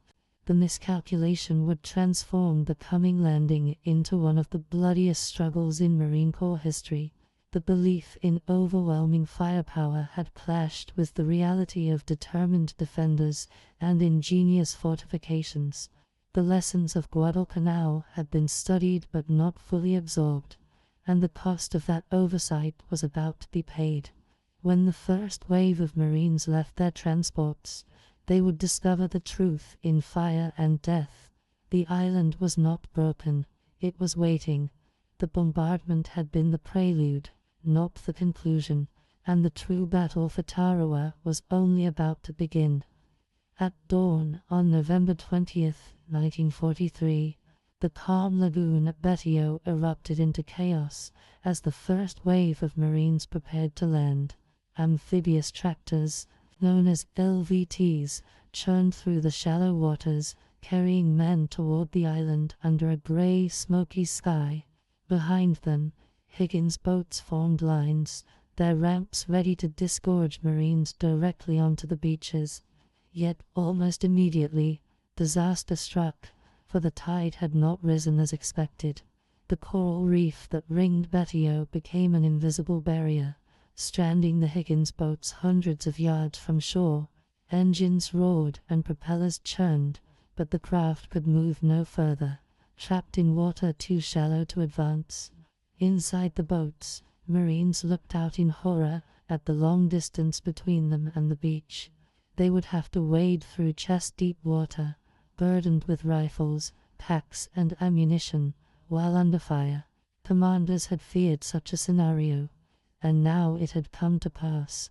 The landing, meant to be swift and overwhelming, was already unraveling before the first shot was fired. The Marines who climbed over the sides of stranded boats stepped into water that felt like a death trap. Their gear dragged them down, boots sinking into soft sand, rifles held above their heads to keep them dry. The distance to shore seemed endless, stretching across the open lagoon, under the eyes of hidden enemy gunners. Suddenly, the stillness shattered as Japanese machine guns opened fire from bunkers along the beach.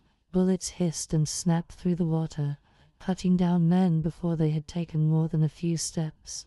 Mortar shells splashed into the lagoon, sending fountains of spray into the air and scattering terrified Marines.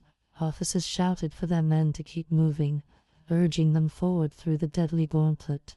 Some Marines discarded their packs in desperation, trying to lighten their load as bullets churned the water around them. The lagoon became a killing field, littered with bodies as the survivors pressed on grimly toward the shore. What had begun as an amphibious assault was turning into a massacre in the shallows. For those lucky enough to ride aboard amphibious tractors, the approach was no less harrowing. LVTs crawled slowly across the reef, their thin armor offering little protection against direct hits. Japanese gunners adjusted their aim, focusing on the noisy, lumbering machines crossing the lagoon. Shells slammed into the tractors, blowing men apart and sending burning wreckage sinking into the water. Others managed to reach the beach, only to find themselves facing sea walls bristling with hidden bunkers. Marines poured out of the vehicles and hugged the sand, their first objective simply to survive. Communication faltered amid the smoke and roar, units scattered as men were cut down before they could regroup. Some tractors, crippled by hits, stalled in the water, forcing their passengers to jump overboard and wade the rest of the way. The landing craft that survived pressed on doggedly, depositing their human cargo into hell itself. For the Marines of the first wave, survival became a matter of chance rather than skill. The Japanese defenders had been waiting silently, conserving their fire during the bombardment, and now they unleashed it with precision. Machine guns fired from cleverly hidden pillboxes, their slits invisible until tracer rounds spat from them. Artillery boomed from concealed positions, shells slamming into the water with devastating accuracy. Mortar crews rained bombs onto the lagoon, targeting clusters of men struggling forward in the surf. Every inch of the approach was covered by interlocking fields of fire, a deadly grid from which there was no escape. Admiral Shibasaki's prediction that 1,000,000 men cannot take Betio in 100 years seemed in that moment almost true. The Marines, exposed and vulnerable, had nowhere to hide, their only protection the shallow water around them. Yet even as men fell, others pressed forward, driven by training, duty, and sheer willpower. Each step was agony, each yard gained paid for with blood. The battle for Tarawa had truly begun in the lagoon, before a single Marine set foot on the beach. On shore, the beaches themselves were narrow strips of sand pressed against seawalls of coral and sandbags. The Japanese had transformed these barriers into kill zones, funneling attackers into fields of concentrated fire. Behind the walls lay bunkers, trenches, and pillboxes, connected by tunnels and camouflaged paths. Gunners emerged, fired their bursts, and disappeared, making them almost impossible to silence. Heavy guns, mounted in concrete casemates, targeted both the lagoon and the approaching craft with murderous precision. The defenders had rehearsed this moment for months, and now their preparations paid grim dividends. Marines who reached the beach found no safe refuge, only a line of fire that seemed to come from every direction. Blood mixed with surf as bodies piled up against the seawalls, where survivors huddled for cover. Leaders shouted orders, but many units were already shattered and disorganized by the time they arrived. The first foothold on Betio was bought at the cost of staggering losses.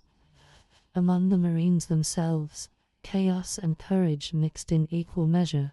Corporals and sergeants rallied small groups of survivors, urging them forward through the storm of bullets. Riflemen fired blindly at the bunkers, their bullets sparking uselessly off reinforced walls. Flamethrower teams tried to advance, but were often cut down before reaching striking distance. Medics braved the fire to tend to the wounded, dragging bleeding men through surf already stained red. Officers led from the front, waving their men forward even as they themselves were shot down. Across the lagoon, acts of heroism unfolded in seconds. Men shielding comrades, charging machine guns, or simply refusing to fall back. For every Marine who collapsed in the water, another pressed on grimly, determined to reach the beach. Communication broke down, radios lost in the surf or destroyed by shellfire, leaving units to fight blind. Yet through it all, the Marines clung to their training and their will to fight. The price was high, but the assault pressed forward. The tide of battle in the lagoon revealed the brutal reality of amphibious warfare in the Pacific. Technology and firepower alone could not guarantee success against a determined and well-prepared enemy. The reef, underestimated in planning, had become the Marines' deadliest obstacle, turning landing craft into floating coffins. The Japanese, hidden and shielded, had prepared for exactly this moment, ensuring maximum casualties during the landing. Marines who had survived Guadalcanal were shocked by the ferocity of Betio's defenses. For new recruits, the lagoon was a baptism by fire, an introduction to war in its most unforgiving form. Commanders offshore watched through binoculars, horrified by the carnage unfolding before their eyes. Yet they could not halt the assault. To pull back would mean greater disaster. The plan had been set in motion, and now it had to be carried through. Tarawa was no longer an operation, it was a bloodbath. By the time the first waves reached the seawall, the beaches were littered with the dead, and the lagoon was choked with wreckage. Higgins' boats burned, amphibious tractors lay shattered, and the water shimmered red under the tropical sun. Survivors crouched behind the seawall, clinging to life as enemy fire raked over their heads. The landing had achieved its goal only in the barest sense. Marines had reached Betio, but at staggering cost. The Japanese still held their positions, their guns unbroken, their will unshaken. The Marines, scattered and bloodied, were now locked in a fight to claw their way inland, bunker by bunker. The bombardment that had promised to clear the way had failed, and the men paid the price in blood. Yet the beachhead existed, fragile though it was, and from it the assault would continue. The Marines had not been broken, though they were battered, and the fight for Tarawa was only just beginning. The reef at Betio was a natural fortress, stretching like a jagged barrier across the lagoon, just below the surface of the water. For centuries it had guarded the island from the waves, but in November 1943, it became a deadly ally to the Japanese defenders. The tide, miscalculated by American planners, remained stubbornly low, exposing the coral teeth that ripped the underbellies of Higgins' boats. Instead of gliding over as expected, landing craft ground to a halt, helpless and immovable, within range of the waiting guns. The plan had assumed speed and surprise, but the reef stalled both before a single Marine touched the sand. Men stared over the sides of the stranded boats, realizing the distance they now had to cross under fire. The lagoon stretched ahead like a gauntlet of death, every step open to enemy machine guns. Already smoke and fire filled the air, the water shimmering red with the blood of the first fallen. In that moment, what had been an obstacle on a map became the decisive killer of men. The reef trap had sprung, and the Marines were caught in its jaws. Those who disembarked from stranded boats plunged into chest-deep water, their heavy packs dragging at their shoulders. Rifles were held aloft, awkwardly balanced as men struggled to wade forward against the current. Japanese gunners saw the silhouettes moving slowly through the water, and began to fire with ruthless precision. Bullets skipped and ricocheted off the waves, cutting down Marines before they had gone 10 yards. Mortars landed among them, plumes of spray and shrapnel tearing gaps in the advancing lines. Men cried out as comrades fell beside them. Yet the living pressed on, their survival instinct bound to duty. Some threw off gear to move faster, but without weapons or ammunition they were almost helpless when they reached shore. Officers shouted orders no one could hear above the roar of battle, their words lost in the wind and chaos. The lagoon, once tranquil, had become an open-air slaughterhouse. Progress measured in yards came only at the price of dozens of lives. Amphibious tractors, the only vehicles capable of crawling over the reef, bore the brunt of the attack. Their thin steel armor rattled under machine gun fire, sparks flying as bullets chewed through their frames. Japanese gunners shifted their aim, targeting the tractors as they crawled slowly toward the beaches. Explosions ripped through several, flames consuming both machine and men in a matter of seconds. Survivors leapt into the water, swimming frantically or dragging themselves toward the seawall. Others clung to wreckage, floating helplessly as shells splashed around them. Still, some tractors made it, their tracks grinding over coral and sand, delivering Marines directly into the teeth of the defenses. Each vehicle that reached shore represented dozens of men spared the deadly wade, but their numbers were far too few. For most Marines, the tractors were a distant hope quickly swallowed by fire and smoke. The reef had separated the lucky from the damned with cold indifference. As the morning wore on, the water itself became a graveyard of men and machines. Wrecked landing craft smoldered, their charred skeletons jutting above the tide like broken bones. Bodies floated among them, carried by currents toward the reef where waves broke over crimson foam. Ammunition boxes, helmets and rifles drifted beside the dead, evidence of an assault gone tragically wrong. Japanese gunners, hidden in pillboxes, kept up a relentless stream of fire, knowing the reef held the Marines helpless. The lagoon was supposed to shield the attackers, but instead it trapped them in full view of the defenders. Every advance was a crawl, every moment a gamble with death. Those who survived remembered the water turning thick with oil and blood, a place where survival meant ignoring the screams of drowning comrades. No cover existed, only the desperate instinct to keep moving forward. The reef was not simply an obstacle, it was a killing ground designed by nature and perfected by war. Among the Marines, acts of courage emerged amid the carnage. Men dragged wounded comrades through the surf, bullets snapping all around them. Some shielded others with their own bodies, sacrificing themselves so friends might live to reach the seawall. Flamethrower operators, weighed down with volatile fuel tanks, waded through the water despite being prime targets for Japanese gunners. Medics worked frantically in the shallows, binding wounds with bandages soaked instantly in blood. Communication had broken down completely, radios drowned or destroyed, leaving small groups to fight on instinct alone.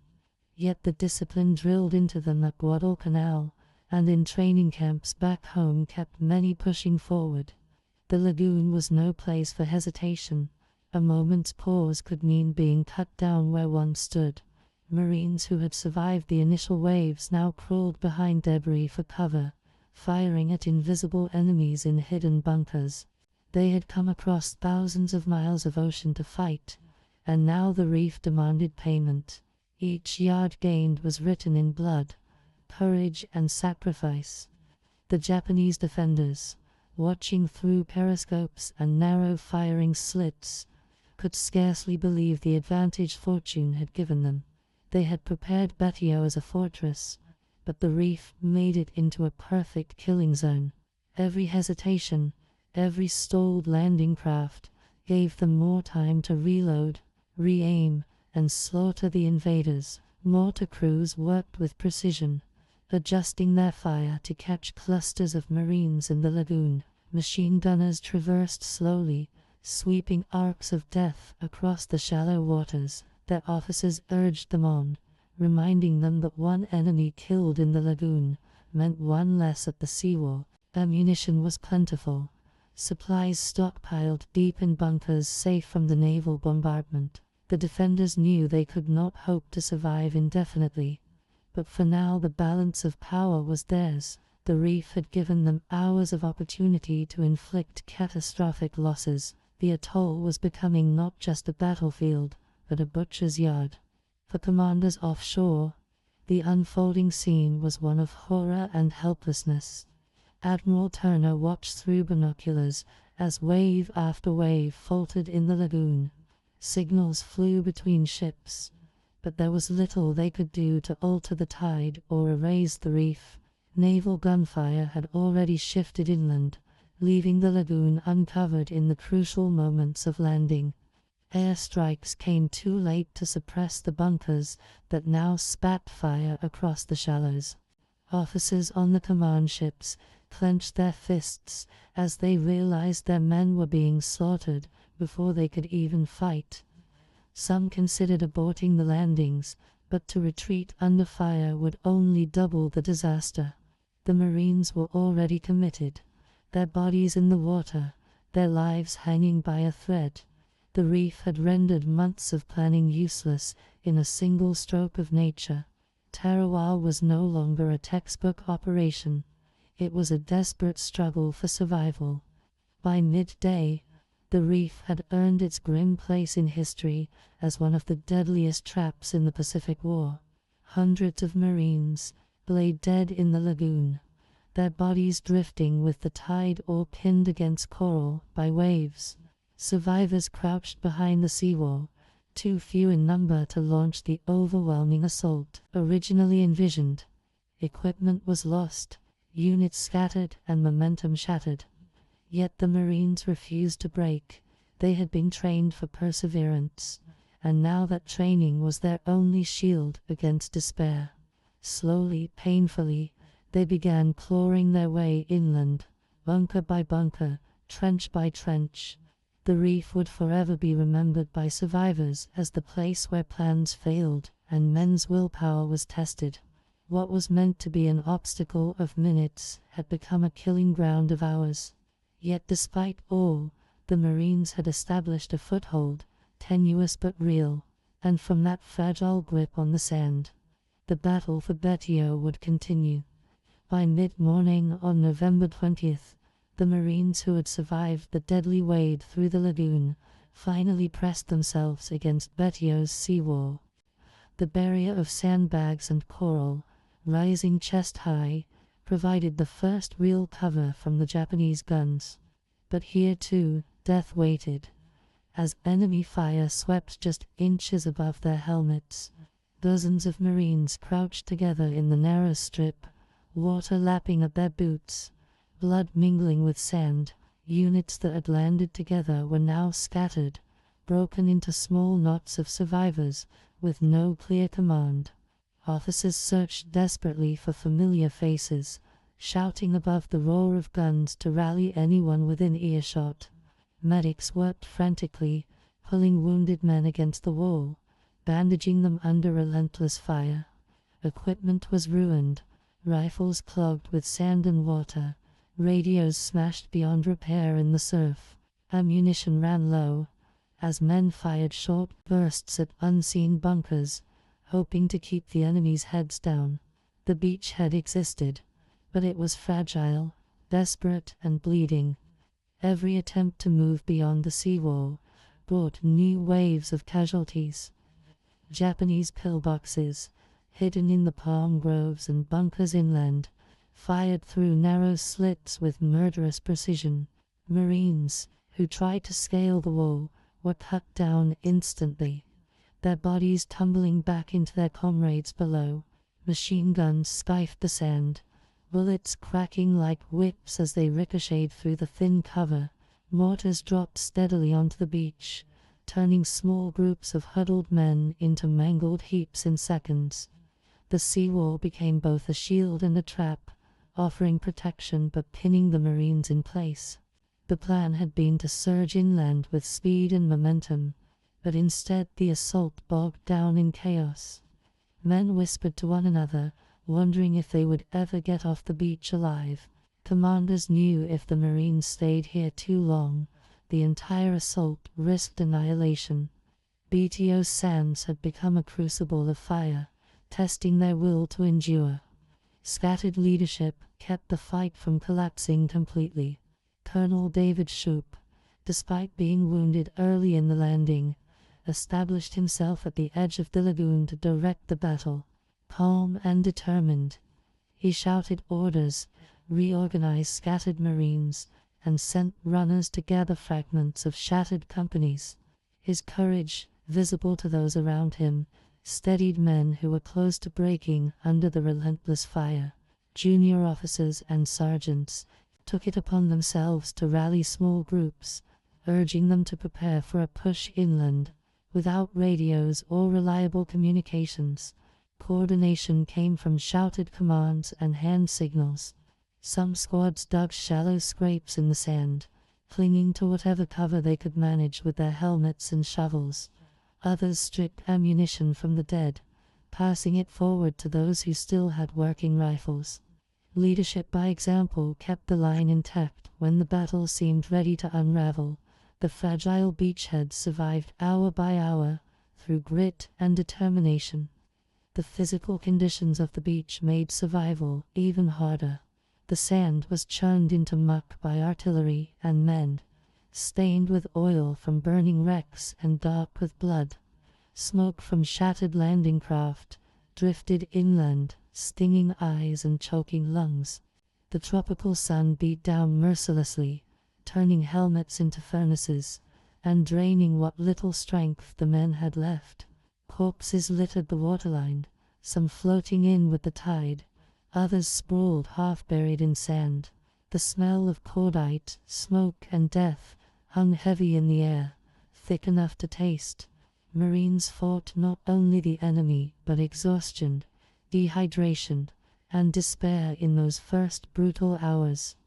Every movement through fire, every attempt to rise above the seawall, threatened instant death. The beach became an open wound, raw and unrelenting, where time seemed frozen in a haze of survival. And yet, even in that misery, men prepared to attack again. There was no other choice but forward. Small groups of Marines began probing gaps in the seawall, searching for places to push through. Flamethrower teams crawled forward, their heavy tanks slushing, determined to burn out pillboxes one at a time. Engineers carried satchel charges, clutched their chests as they dashed across open sand to blast bunkers apart. Riflemen covered them as best they could, firing bursts at narrow gun slits where muzzle flashes betrayed the enemy. Each success came at terrible cost, with entire teams sometimes wiped out before reaching their targets. Yet when one bunker fell silent, it created a crack in the Japanese defense that others could exploit. Slowly the beachhead began to creep forward, measured in feet rather than yards. Marines learned to leapfrog one another, covering with suppressive fire while comrades advanced with explosives. Leadership shifted to those who dared to move first, inspiring others to follow. The struggle was inch by inch, but every inch gained was a victory. Meanwhile, reinforcements struggled across the lagoon, only to find themselves pinned alongside their comrades. Waves of Marines arriving later in the morning piled up behind the seawall, compounding the congestion and chaos. Higgins' boats still burned on the reef, their wrecks marking the path of failure across the water. Amphibious tractors arrived sporadically, riddled with holes, their passengers shaken but alive. The influx of fresh men gave strength to the foothold, but also made it more precarious under constant shelling. More bodies meant more targets, and Japanese gunners focused their fire on the dense clusters of Marines. Still, the growing numbers offered hope, as officers organized new pushes inland with these reserves. The men already ashore, exhausted and bloodied, welcomed reinforcements with grim relief. The weight of the assault was finally beginning to match the scale of the defense, but for every gain, the enemy exacted a savage toll. The Japanese showed no sign of weakening in those first hours. Their bunkers remained intact, their trenches connected, and their morale unbroken. Shibasaki's special naval landing forces had prepared for this moment, rehearsing their defense until it became second nature. They knew every inch of the island, every field of fire, every blind spot to exploit. Machine guns spat ceaselessly, mortars thumped, and snipers picked off Marines who dared expose themselves. From deep within concrete casemates, artillery thundered, shells smashing into the shallows, where more Marines tried to land. The defenders had survived the bombardment, and now wielded their positions like knives pressed to the throats of the invaders. For the Japanese, the seawall was not a defensive line but a killing flaw. They had promised to hold Betio to the last man, and in those hours it seemed they would. The Marines faced not only a fortress, but a fanatical determination to kill every last intruder. As night approached on the first day, the Marines still clung to their precarious foothold on Betio. Hundreds lay dead in the lagoon. Hundreds more sprawled lifeless along the seawall. Survivors huddled in shallow scrapes, clutching rifles, flamethrowers, or grenades, waiting for the next assault. Officers pieced together plans by flashlight, mapping out new attacks for the following morning. Ammunition and supplies trickled ashore, carried by men braving the reef under fire. The Japanese showed no intention of yielding, their fire never slackening even as darkness fell. The beachhead was secure only in the most fragile sense. It existed, but could be erased with one strong counterattack. Yet the Marines had proven something crucial. They had not been driven back into the sea. Despite chaos, carnage, and despair, they held on, bloodied but unbroken. The crisis of the beachhead marked the beginning of Tarawa's legend, a tale written in fire and sacrifice. Amid the carnage of Betio's beaches, moments of extraordinary valor lit the darkness of war. Men who had waded through the killing lagoon now found themselves pinned against seawalls under unrelenting fire. In that crucible, courage revealed itself in the actions of ordinary Marines who refused to yield. Engineers crawled forward with satchel charges, their bodies pressed low as bullets hissed overhead. Each step was agony, each yard a test of nerve, yet they kept moving toward the pillboxes. One explosion after another tore open Japanese positions, creating precious gaps for riflemen to exploit. Flamethrower teams followed, their jets of fire turning bunkers into infernos. Every act of destruction meant survival for comrades still trapped against the wall. Heroism was not planned, but born from the brutal necessity of survival, and on Betio it became the currency by which progress was bought. Leadership played its part in keeping men moving when despair threatened to root them in place. Colonel David Shoup, bleeding from a leg wound, refused evacuation, setting up a command post under fire. His calm voice and clear orders gave the scattered Marines a sense of purpose in the chaos. Junior officers, often just out of college, shouted encouragement as they dashed across open sand. Many fell in the attempt, but their example inspired others to surge forward after them. Sergeants and corporals became the anchors of small units, rallying half a dozen survivors to press the attack. These leaders fought as much with presence as with bullets, embodying the will to endure. Their men clung to their courage as a lifeline, finding strength in the sight of someone still standing. Without such figures, the beachhead would have collapsed into confusion and retreat. With them, the Marines inched forward against impossible odds. Individual stories of heroism carried the day, each act tipping the balance in small but vital ways. Corporal William Bordelon, a combat engineer, charged repeatedly into the open to destroy Japanese strongpoints. Despite being wounded, he continued to haul satchel charges and demolish bunkers until he was finally killed. His sacrifice allowed dozens of Marines to move inland, breaking a deadly stalemate. Elsewhere, flamethrower operators risked instant death by carrying tanks of volatile fuel across open ground. Their streams of fire turned the interiors of pillboxes into charred ruins, silencing machine guns that pinned men for hours. Medics, armed only with courage, darted into the surf to pull wounded comrades to safety. Each small act of defiance against death stitched together the survival of the beachhead. These stories, whispered later among survivors, became the legends of Tarawa.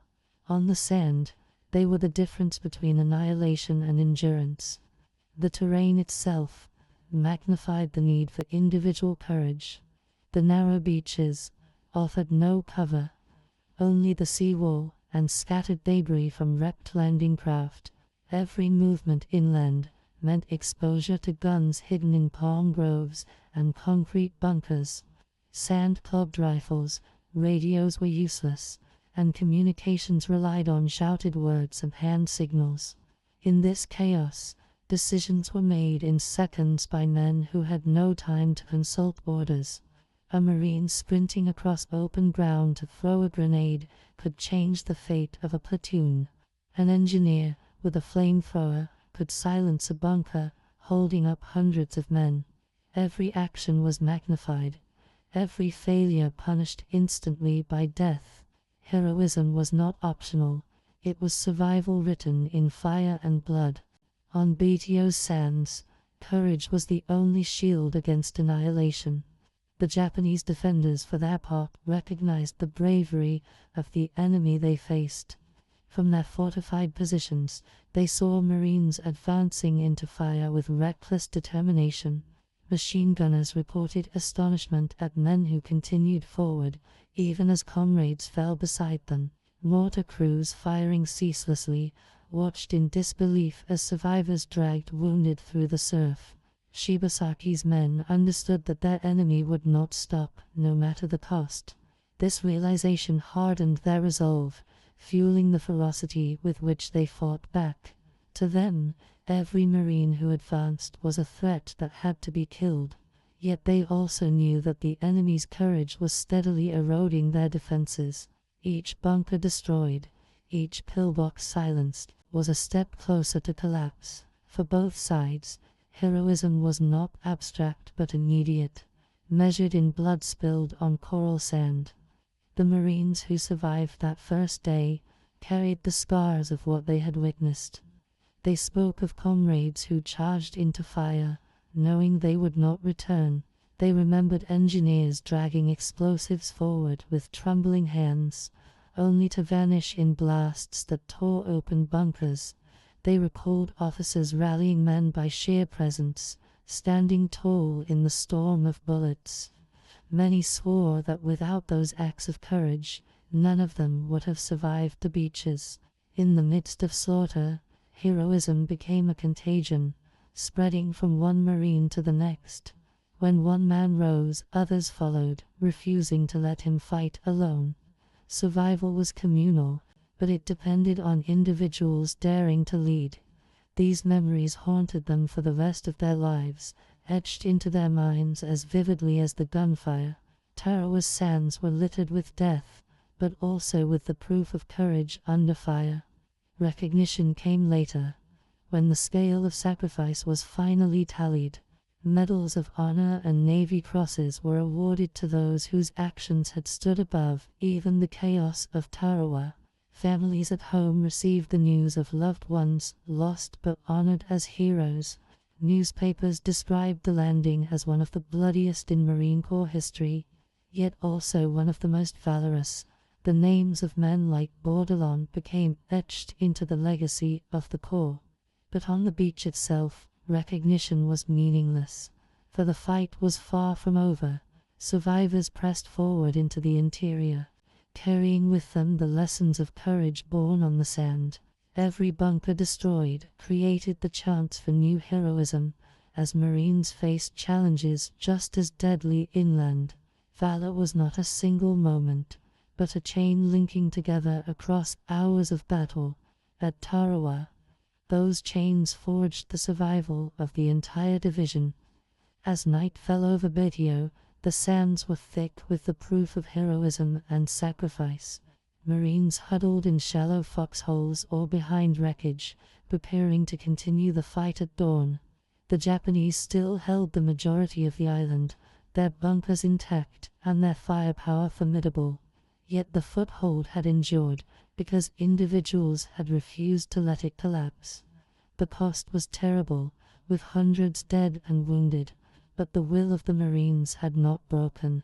The first day at Tarawa was remembered as a nightmare of blood, chaos, and impossible courage. Those who survived knew they had witnessed acts that defied description, men rising above fear in the face of certain death. The beachhead had not been lost, and that was owed to the heroes of the sand. Their deeds, carved into the memory of comrades, became the foundation of the Marine Corps' legend. Tarawa had shown the world what courage under fire truly meant. By the second day on Betio, the battle had shifted from the lagoon and sea war into the fortress heart of the island. The Japanese strongpoints, untouched by bombardment, still dominated the beaches with interlocking arcs of fire. To move inland, the Marines had to destroy each bunker, trench, and pillbox one by one. These were no simple obstacles but concrete chambers, reinforced with coconut logs, earth, and steel. Machine gunners fired through narrow slits, almost impossible to hit from the outside. Mortar pits hidden beneath camouflage hurled shells in steady rhythm onto every advance.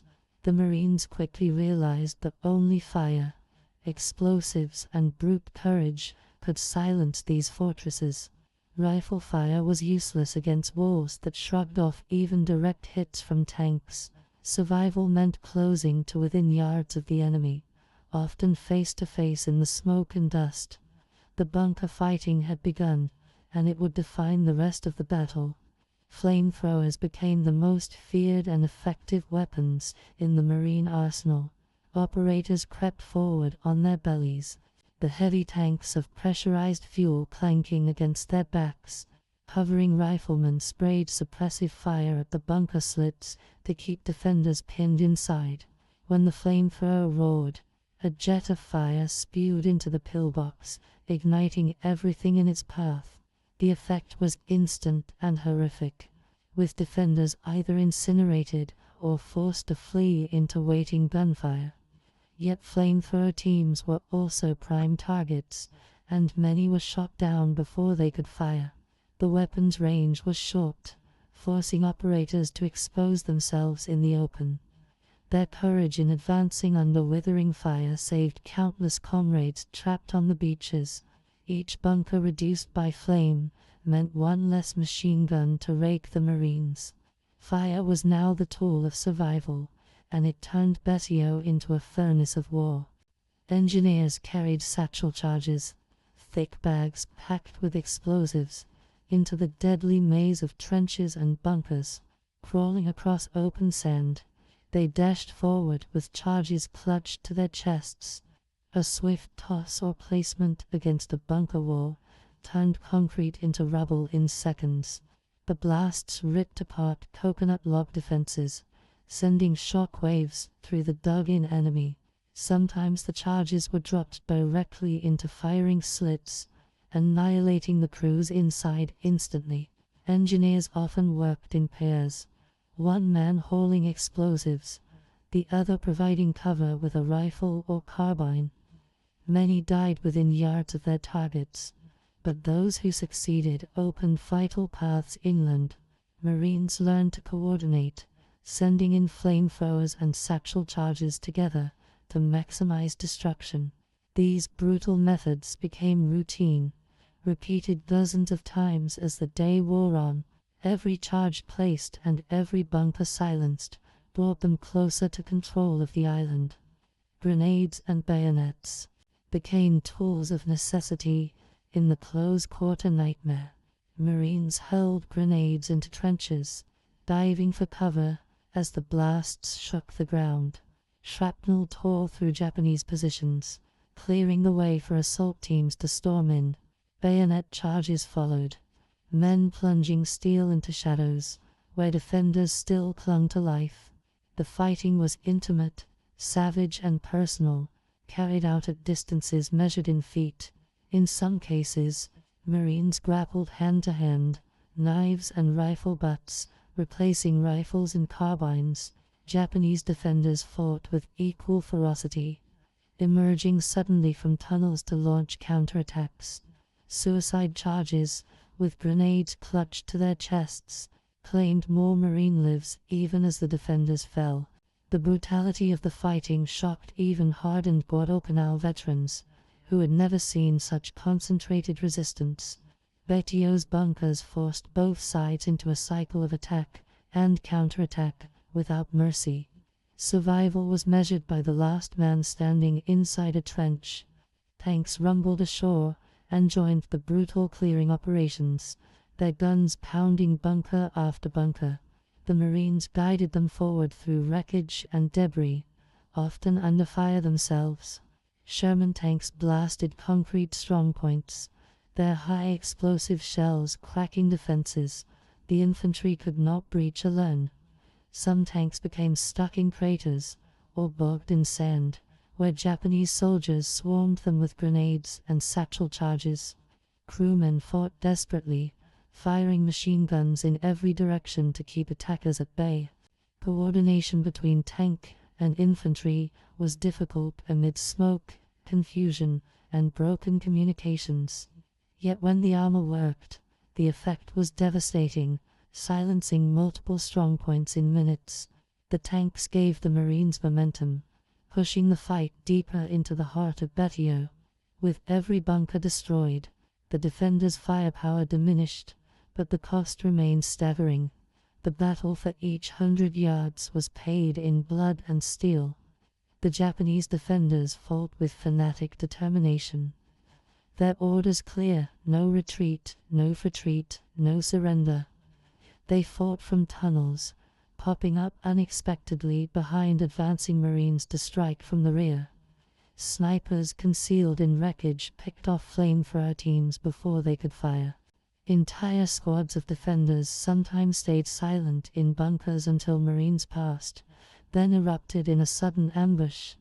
Machine gun crews replaced fallen men instantly, the guns never silent until the position itself was destroyed. The defenders knew their fate was sealed, but intended to make the enemy pay dearly. Each bunker became a miniature Alamo, defended to the last man with grenades, rifles, and bayonets. For the Marines, progress was measured in blood, for no position was abandoned willingly. The battle took on a rhythm of slaughter, each bunker destroyed only after desperate resistance. Betio was less a battlefield than a charnel house, where courage and death met in every trench. Acts of valor lit the grimness of the fight. Flamethrower operators, knowing they were marked men, advanced anyway to pour fire into pillboxes. Engineers crawled across bullet-swept sand to hurl charges that saved entire platoons from annihilation. Riflemen shielded comrades with their own bodies, firing until they themselves fell. Officers rallied shattered groups of men, leading charges with pistols drawn against bunkers spewing fire. Medics darted between trenches, dragging the wounded out of hell, sometimes only to be killed in the attempt. Each story of bravery became part of the collective will that kept the assault moving. Marines spoke later of comrades who rose when no one else could, turning fear into momentum. The human cost was immense, but without such acts, the battle would have ended in failure. The sands of Betio became not just a graveyard, but a monument to courage under fire. Heroism was the thread that stitched survival into victory. By nightfall of the second day, the Marines had carved a bloody path into the heart of Betio. Hundreds of bunkers lay shattered, their ruins smoldering from fire and explosives. The island, once a fortress of interlocking guns, was now pockmarked with smoking craters and twisted wreckage. Marines huddled in captured positions, exhausted, filthy, and haunted by what they had endured. The Japanese defenders, though still holding pockets of resistance, had been pushed back into ever smaller corners. The fight was far from over, but the momentum had shifted. The methods of fire and steel, flamethrowers, satchel charges, grenades and bayonets, had broken the backbone of the defense. The cost was measured in thousands of lives, but the beachhead had become a foothold inland. Tarawa was no longer just a landing, it was now a battle of annihilation, and in the bunkers, the fate of the island was being decided. The battle for Betio became a war of inches. Every advance purchased with lives that could never be replaced. Marines who had survived the lagoon and sea war now faced a labyrinth of bunkers and trenches, each defended with fanatical resolve. The island was barely 2 miles long, yet it felt like a continent of death. Every coconut log shelter demanding blood, a single machine gun hidden behind sand and timber, could hold an entire company for hours. Engineers and flamethrower teams were called again and again, their work critical but often suicidal. Every attempt to breach a pillbox meant men crawling across open sand, exposed to fire that cut them down mercilessly. Success was measured not in sweeping maneuvers, but in the silence that followed a destroyed bunker. Marines learned to fight in pairs and trios, improvising tactics in the chaos of smoke and gunfire. By late afternoon, men no longer spoke of taking the island quickly, but simply surviving long enough to advance. Tarawa had revealed itself as a battlefield where victory was ground out 1 yard at a time. The Japanese fortifications seemed endless, a web of interlocking positions designed to bleed attackers dry. Coconut logs stacked 3 deep absorbed rifle fire, and even deflected grenades.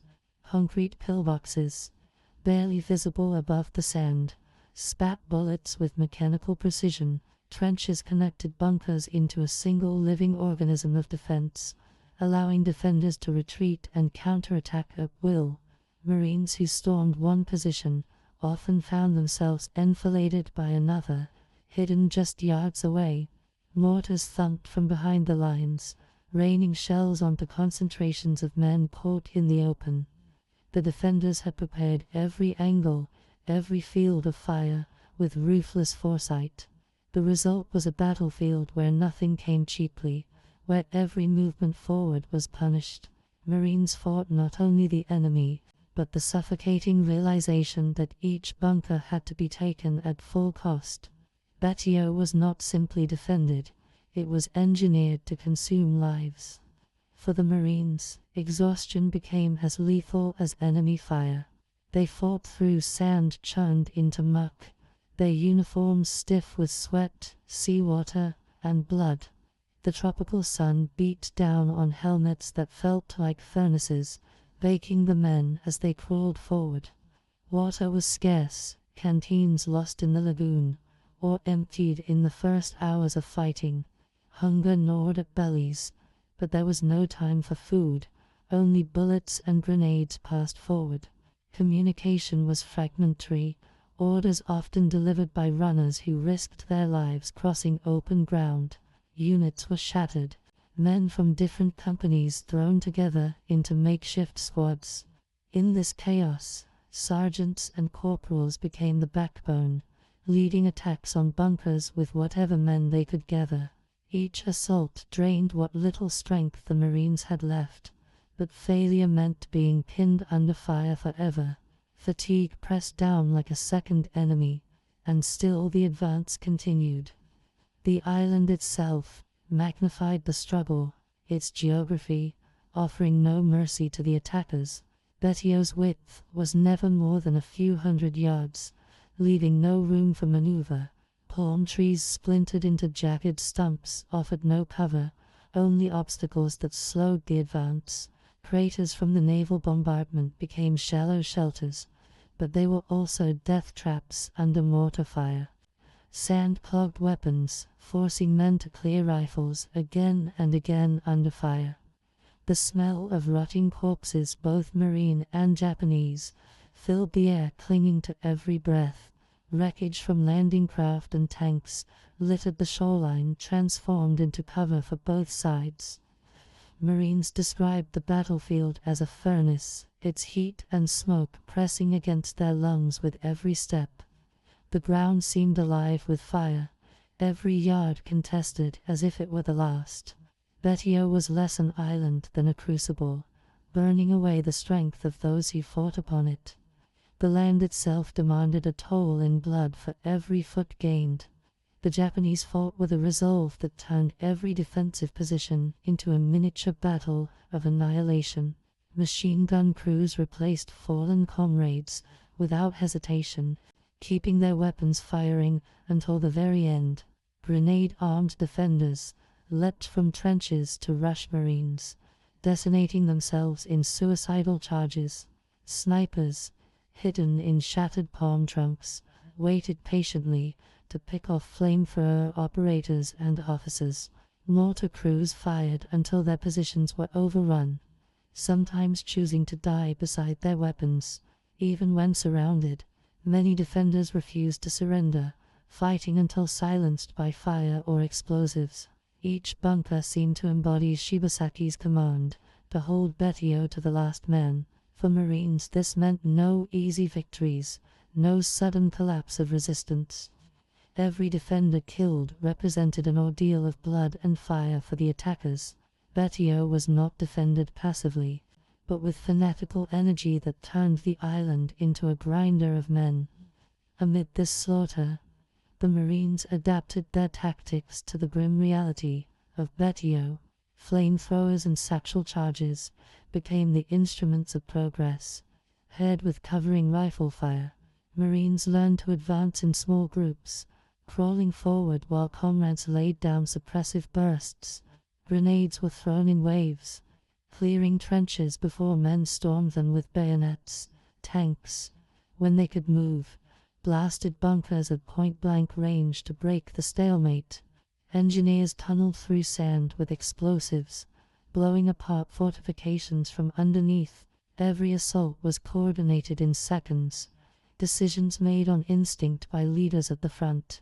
Success was often measured in silence. The sudden absence of gunfire from a pillbox, Marines pushed forward bunker by bunker, trench by trench, leaving trails of destruction in their wake. Their advance was not swift, but it was relentless, fueled by necessity and survival. Betio was teaching the Marines a brutal new art of amphibious warfare. The cost was staggering, and the Marines felt it with every step they took inland. Comrades fell beside them, sometimes in silence, sometimes with final screams drowned by gunfire. Wounded men cried for medics, who risked everything to drag them to cover under constant fire. Cordmen worked with trembling hands, binding wounds in the sand, often killed themselves before finishing their work. Marines stripped ammunition and grenades from the fallen, knowing they would need every round to live.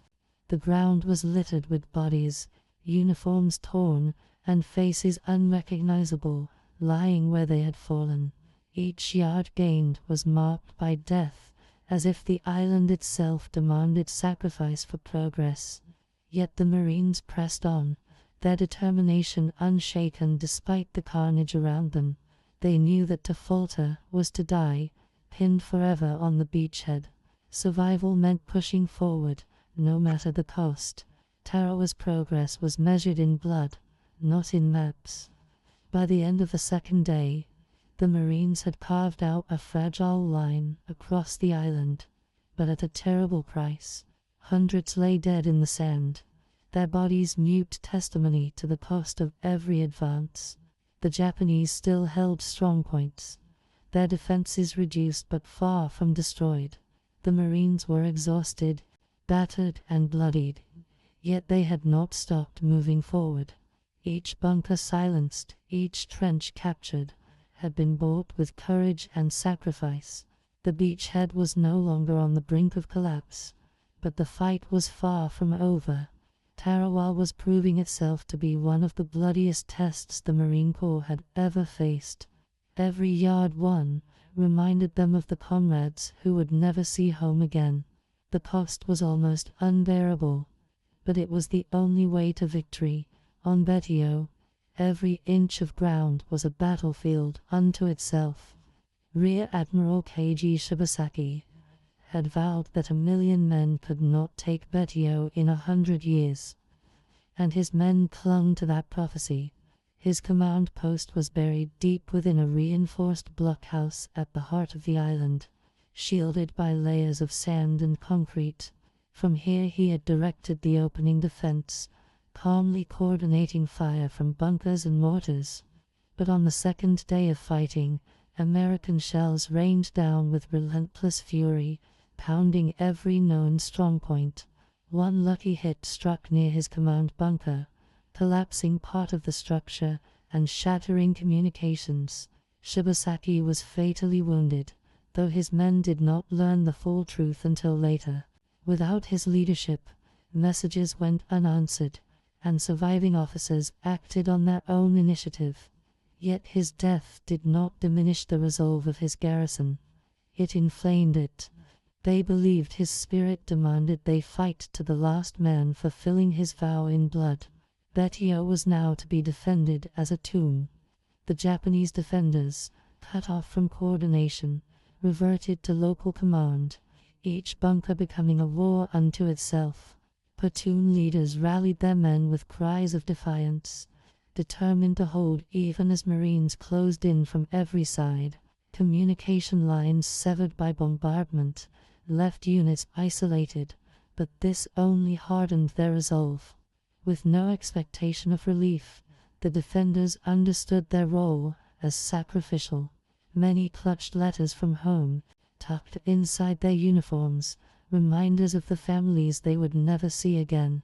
Machine gun nests fired until barrels warped, crews passing water over glowing metal to keep weapons alive.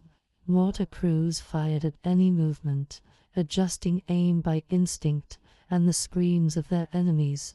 Snipers in palm stumps and shattered blockhouses continued their deadly vigil, striking at exposed officers and flamethrower men. For the Marines, each step forward was contested by enemies who refused surrender. The battlefield became a mosaic of isolated last stands. Even as their situation became hopeless, Japanese soldiers clung to Shibasaki's orders with fanatical intensity. Some scrawled messages of loyalty on scraps of wood or torn cloth, leaving them in bunkers before their final charge. At night, defenders crept forward through the wreckage, launching banzai attacks that slashed into Marine lines. Screaming warriors burst from the shadows with rifles, bayonets, and grenades, often cut down but occasionally breaking through. Marines slept in shallow foxholes with one eye open, bayonets fixed and fingers on triggers. Corpsmen worked in the dark, pulling the wounded to safety under the constant threat of sudden assault. Machine gun crews set up fields of fire through the wreckage, cutting down attackers who ran headlong into death. But for every failed charge, another rose, driven by the conviction that death in battle was their only honor. The line between organized defense and ritual sacrifice blurred into one. Shibasaki's spirit seemed to command them from beyond the grave. The toll on the Marines was staggering. As the Japanese fought from positions that seemed indestructible, each bunker had to be reduced with flamethrowers, demolitions, or point-blank tank fire, often after hours of combat. Satchel charges shook the earth as engineers crawled under fire to place explosives at firing slits. When smoke cleared, defenders who survived charged forward in suicidal rushes, bayonets flashing in the sand. Marines spoke of the uncanny courage of their enemies, who chose death with unnerving calm. One Marine later recalled, "They were like ghosts, you thought they were gone, then suddenly they were on top of you." The fighting was intimate, brutal, and without reprieve, conducted at distances measured in feet.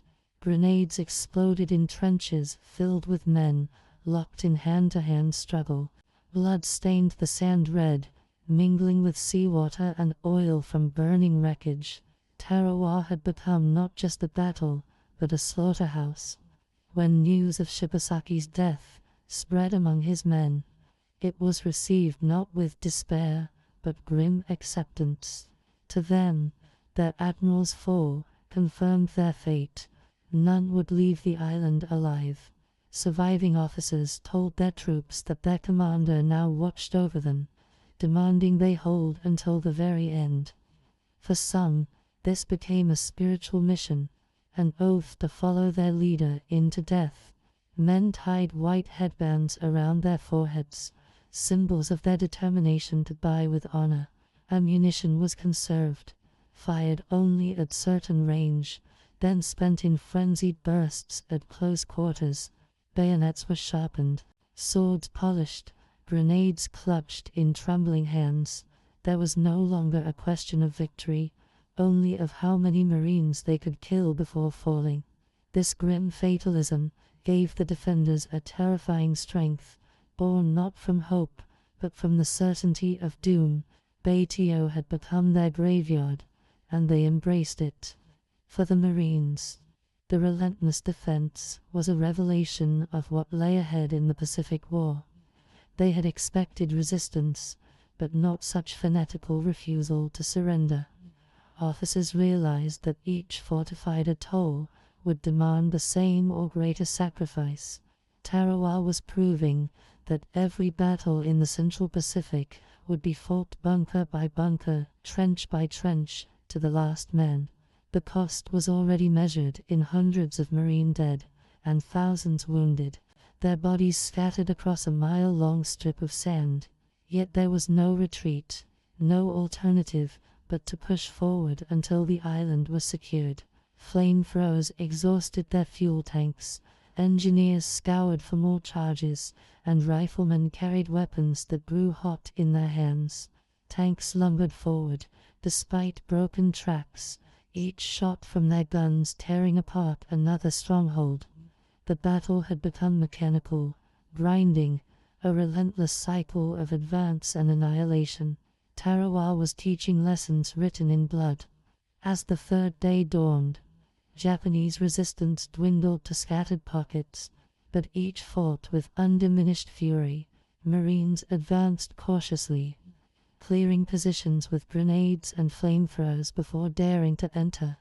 Survivors of the garrison chose not to hide, but to fight until the very end. Some emerged from bunkers with hands raised, only to pull concealed grenades in final acts of defiance.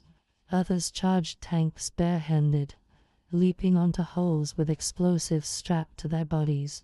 Marines hardened by 2 days of slaughter found themselves stunned by the sheer resolve of their enemies. One officer later wrote, "They would rather burn alive in their holes than raise a white flag."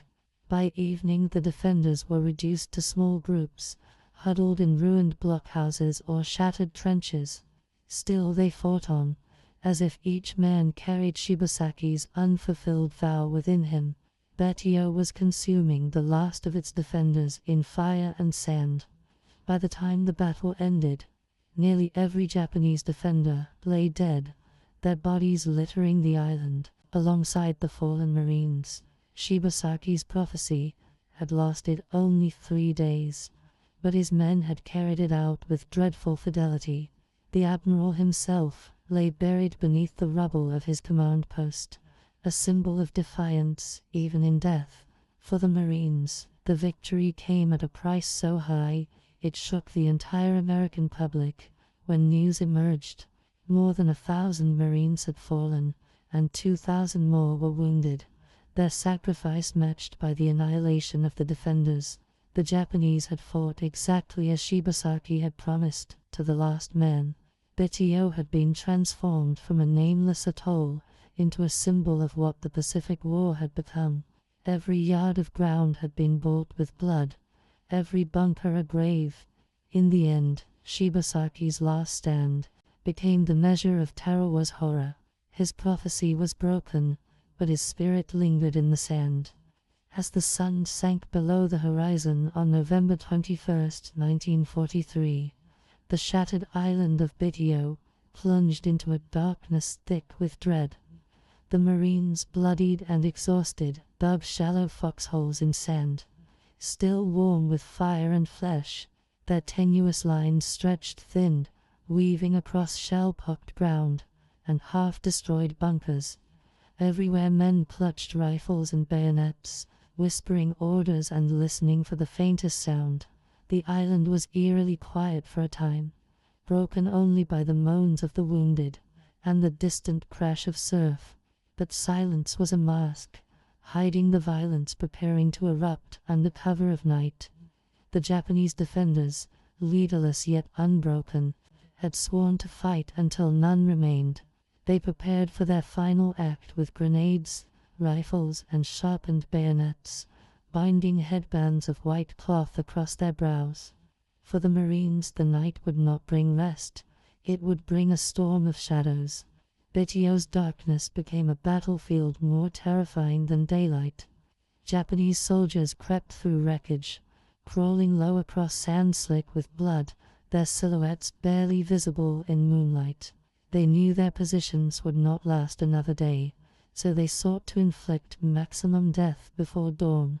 In groups of 10 or 20, they whispered prayers and made silent gestures of farewell before charging forward. Some carried satchel charges strapped to their chests, intent on hurling themselves into marine foxholes. Others advanced with swords drawn, relics of samurai heritage made lethal in close quarters. Mortars and machine guns had been silenced, but bayonets and grenades needed no ammunition supply. Their cries of banzai suddenly shattered the night, chilling Marines to the bone as human waves emerged from darkness. Rifle fire crackled, muzzle flashes, lighting fleeting glimpses of charging figures. Marines met the onslaught with fixed bayonets and grenades of their own, fighting in savage, intimate violence. The battlefield dissolved into chaos, illuminated only by bursts of fire and screams. The first counterattacks fell hardest on the fragile marine perimeter near the lagoon side of the island. Defenders there had dug in hastily, their foxholes barely deep enough to shield against grenades. When Japanese fighters hurled themselves into the line, hand-to-hand combat erupted instantly. Rifle butts smashed against skulls, bayonets pierced bodies, and men grappled in the sand like primal warriors. Corpses piled up in trenches, Marines and Japanese tangled together in death. A flamethrower crew ignited a bunker, flames roaring into the night, casting dancing shadows across the beach. The smell of burning flesh drifted with the sea breeze, mingling with the acrid stench of cordite. Marines fired blindly at movement, sometimes striking comrades in the confusion of darkness. Officers shouted desperately to maintain order, voices drowned in the madness of battle. The line bent, wavered, but through sheer resolve, it held. In the center of the island, another furious banzai attack struck where the Marines had paused their advance earlier that day. A cluster of Japanese survivors surged forward, grenades in hand, throwing themselves into foxholes with suicidal determination. Explosions ripped men apart, showering sand and blood over stunned defenders. Marines scrambled for weapons, knives flashing in frantic, close-quarter struggle. A machine gun crew swung their weapon to rake the charging line, cutting swaths through the attackers until the barrel glowed. Still they came, leaping over corpses, screaming defiance as they pressed against the living wall. A Marine officer later recalled, "It was like fighting shadows that would not die." When dawn's light finally touched the field, the ground was littered with bodies, every inch contested. Survivors of the night stared in disbelief at the sheer number of dead. The Japanese had embraced death as a weapon, and the Marines had endured it. For many Marines, the night of terror became the most haunting memory of Tarawa. Men remembered the eerie moments before each attack, the silence broken only by whispers of surf and the rustle of movement. Then came the sudden eruption, screams of banzai, followed by the sickening clash of steel and flesh. Some Marines found themselves wrestling with opponents in darkness, their faces inches apart, breath mingling in the struggle for life. Knives and entrenching tools became weapons of survival when rifles jammed or ammunition ran dry. Corpsmen crawled through fire to treat the wounded, dragging men from foxholes as grenades exploded around them. Illumination flares fired from ships offshore briefly turned night into day, revealing surreal tableau of carnage. Marines saw their comrades locked in mortal combat. Then darkness returned, leaving only cries and gunfire. Many later admitted they felt fear like never before. Even hardened veterans of Guadalcanal, Tarawa's night of terror became seared into their souls. Japanese tactics during the night were both desperate and cunning, designed to exploit the Marines' thin lines. Small groups infiltrated between foxholes, cutting down isolated men before slipping into the shadows. Others targeted officers and radio operators, hoping to disrupt communication and sow panic. In some places, infiltrators crept into Marine positions, stabbing sleeping men before being gunned down themselves. The psychological strain on the defenders was immense. Every rustle of palm leaves or whisper of surf raising alarms. Marines fired at shadows, wasting ammunition, but unable to restrain their nerves. Some recalled feeling hunted, as if the island itself conspired to deliver death from the dark. Yet discipline prevailed in most sectors, as sergeants barked orders and men tightened their grips on rifles. Slowly the Americans adapted, setting overlapping fields of fire and using flares more effectively. The Japanese found fewer openings, but they fought on with unshakable ferocity. By midnight, the counterattacks had consumed much of the remaining Japanese strength, but scattered groups still harassed Marine lines. Some attempted to swim through the lagoon, hoping to flank American positions under cover of darkness. Others launched final suicidal rushes at tanks and machine gun nests, detonating themselves in blinding explosions. Marines described the horror of hearing screams, followed by sudden silence as comrades were torn apart. Flamethrowers lit up the night again and again, bathing trenches in fire to end the assaults. Each act of defiance cost the defenders lives they could not afford, but they never relented.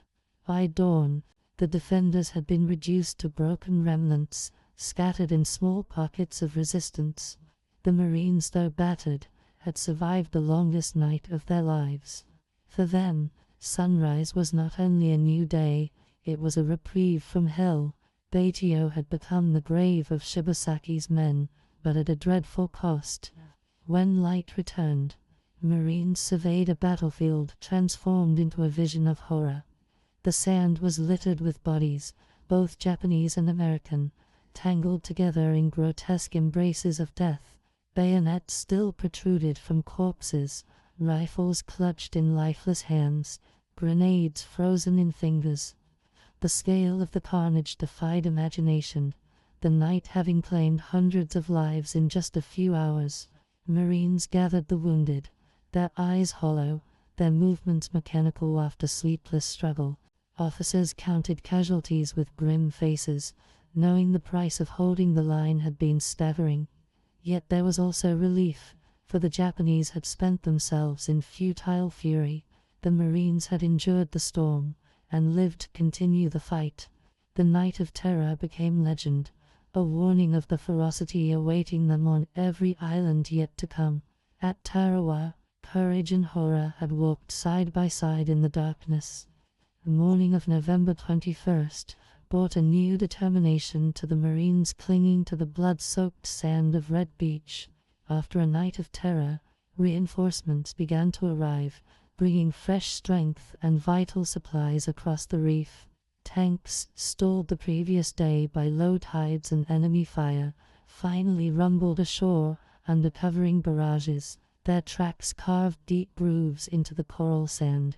As Marines cheered the sight of steel joining flesh, engineers worked frantically to clear obstacles, blowing gaps in wrecked defenses with satchel charges and dynamite. The thundering support of naval guns roared again, smashing suspected bunkers before the next assault began. Smoke from the bombardment drifted inland, cloaking the battlefield in a shifting haze that hid movements on both sides. Marines crouched low, weapons ready, waiting for the order to push forward into the maelstrom. On this second day, the tide was no longer against them.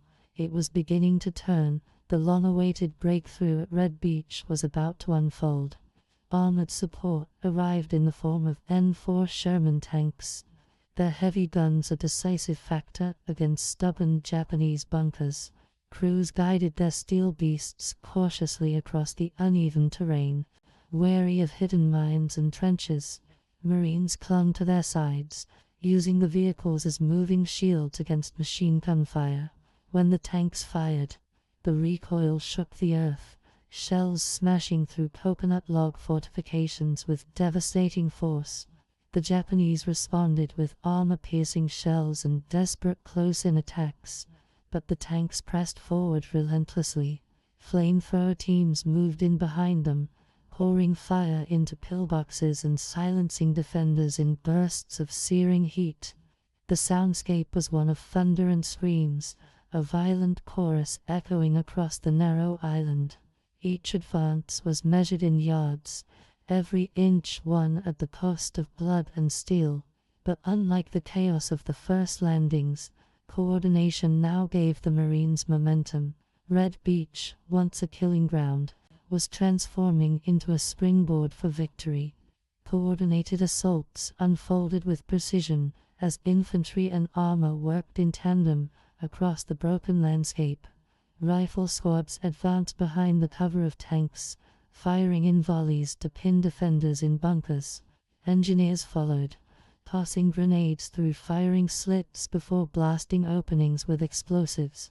Once gaps were made, flamethrower teams unleashed streams of fire, clearing nests that had withstood bombardment. The Marines had learned from the previous day's carnage that isolated charges were suicidal. Instead, they attacked in coordinated waves, each element reinforcing the other. Communication between units, though often difficult, improved through the use of hand signals and shouted commands. Naval gunfire timed its strikes with Marine advances, suppressing defenders just long enough for breakthroughs. The battlefield became a brutal but calculated machine of destruction, slowly dismantling the Japanese stronghold. For the first time since the landings began, the Marines could feel momentum shifting in their favor. Japanese defenders, though fanatical, now faced the crushing weight of combined arms they could not withstand. Their bunkers, once impregnable, crumbled under the concentrated fire of tanks and naval guns. Machine gun nests that had mowed down Marines the day before were silenced one by one. Mortar pits, once carefully hidden, were uncovered by forward scouts and destroyed with pinpoint fire. The loss of Rear Admiral Shibasaki had already fractured their chain of command, leaving units to fight independently. Still, each bunker became a last stand, defenders fighting with rifles, grenades, and bayonets until engulfed in fire. Many chose suicide rather than capture, detonating grenades against their chests inside collapsing fortifications. The Japanese had vowed to kill as many Marines as possible, even in their final moments. Yet the weight of American firepower was unstoppable, grinding down resistance bunker by bunker. The balance of the battle had begun to tilt inexorably toward the invaders. Marines advancing inland encountered scenes of unimaginable destruction as they fought through ruined strongpoints. Corpses of Japanese soldiers lay charred in bunkers, their weapons still clutched in burned hands. Sand was churned into a dark mixture of blood, oil, and smoke, creating a nightmarish terrain of death. Survivors described the smell of burning flesh as unforgettable, lingering long after the flames had gone. Engineers crawled across this inferno, laying charges against fortified walls as bullets snapped overhead. One Marine later wrote, "Every bunker was a tomb, and every step forward felt like stepping over ghosts. The psychological strain was immense, yet discipline and training kept the men moving forward. Casualties mounted with each assault, but no one dared falter, knowing hesitation meant death. Across Red Beach, the Marines pressed on, grimly determined to finish what they had begun. Tarawa was a crucible, and they were being forged in its fire. As the tide of battle shifted, leadership played a decisive role in holding the fragile gains. Officers shouted above the din, rallying shattered platoons to reform and push forward. Non-commissioned officers guided small units through the labyrinth of wreckage, leading by example under relentless fire. Company commanders coordinated tank movements, ensuring steel and flesh worked together instead of apart. Radios crackled with half-heard orders, often drowned out by explosions, forcing improvisation at the front lines. Marines followed hand signals, flares and instinct, adapting to chaos with remarkable resilience. Despite exhaustion and mounting casualties, discipline remained intact, the chain of command refusing to break. Officers carried pistols and rifles alike, often leading charges when hesitation threatened progress. Leadership was not distant. It was shoulder to shoulder with the men, bleeding and fighting with them. This unity of command and courage gave the Marines their edge, turning the tide where brute force alone had failed. On Red Beach, resolve became their greatest weapon. By afternoon, breakthroughs were achieved across key sectors of the Japanese defensive line. Tanks rolled deeper into the island, crushing barricades and scattering defenders with relentless fire. Marines fanned out, expanding their foothold beyond the narrow strip where they had nearly been annihilated. Supply lines opened at last, with more ammunition, water, and medical aid reaching the front. Corpsmen tended to the wounded under makeshift shelters, their hands slick with blood as they fought to save lives. Dead comrades were pulled from the sand and laid in rows, a grim reminder of the cost of each advance. Yet morale surged, for the Marines knew they had survived the worst, and now carried the battle forward. Japanese resistance remained fierce, but the aura of invincibility around their fortifications was breaking. The second day of combat had given the Marines something the first day had nearly destroyed: confidence. Red Beach was no longer a place of slaughter alone. It was the path to victory. As the sun set on the second day of battle, the Marines held more ground than ever before. Their lines were deeper, stronger, and fortified by tanks that anchored positions against counterattack. Exhausted men dug in again, preparing for another night of uncertainty, but with a sense of momentum. The beach, once choked with wrecked landing craft and corpses, now echoed with the clang of tools and the rumble of tanks. Victory was not yet complete, but the breakthrough at Red Beach had changed the course of the fight. The Japanese, though still defiant, had lost their cohesion, their strength crumbling with each passing hour. Marines sat in foxholes beside tanks, sharing cigarettes and water as they braced for the night ahead. Above them, stars flickered faintly through drifting smoke, silent witnesses to the carnage below. The Battle of Tarawa was far from over, but on this day the tide had turned. Red Beach had been won, inch by bloody inch. By the third day of battle, Betio was a shattered husk, its palm trees blasted into stumps, and its bunkers smoking ruins. Yet within that devastation, clusters of Japanese defenders still clung to life, determined to sell each breath dearly. The Marines advanced cautiously, knowing every crater and ruin could conceal men waiting to spring in defiance. Tanks rumbled ahead, belching fire into suspected strongpoints, while riflemen fanned out through the wreckage. Engineers with flamethrowers crawled close to concrete shelters, igniting bursts that filled the air with choking smoke. From deep within the ruins, the Japanese answered with grenades hurled from hidden holes. Each step forward became a duel between technology and fanaticism, between survival and death. The Marines knew victory was at hand, but the final hours would prove just as brutal as the first. Every inch of Betio had to be won with violence.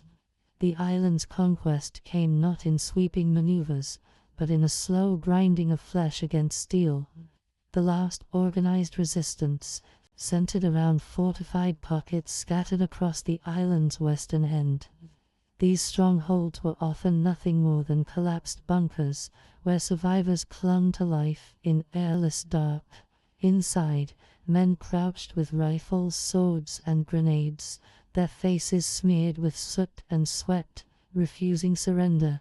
They waited silently until Marines approached, then erupted in sudden violence. Flamethrower teams moved methodically, torching one bunker after another, their fuel tanks hissing with each burst of fire. The infernos consumed oxygen, suffocating defenders, or driving them screaming into waiting gunfire.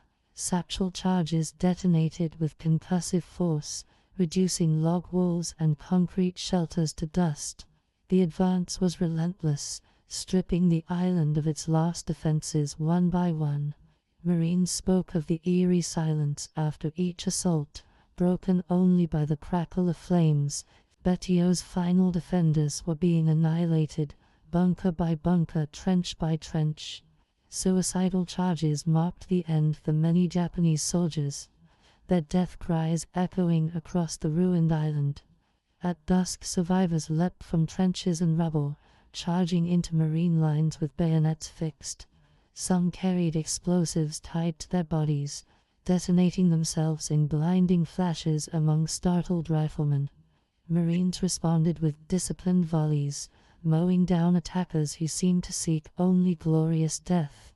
Yet in the chaos, some Japanese fighters reached the foxholes, where combat devolved into primal struggle.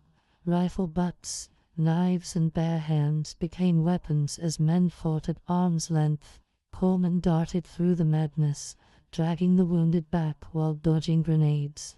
The beach that had once been a killing field at the reef was now a killing ground inland.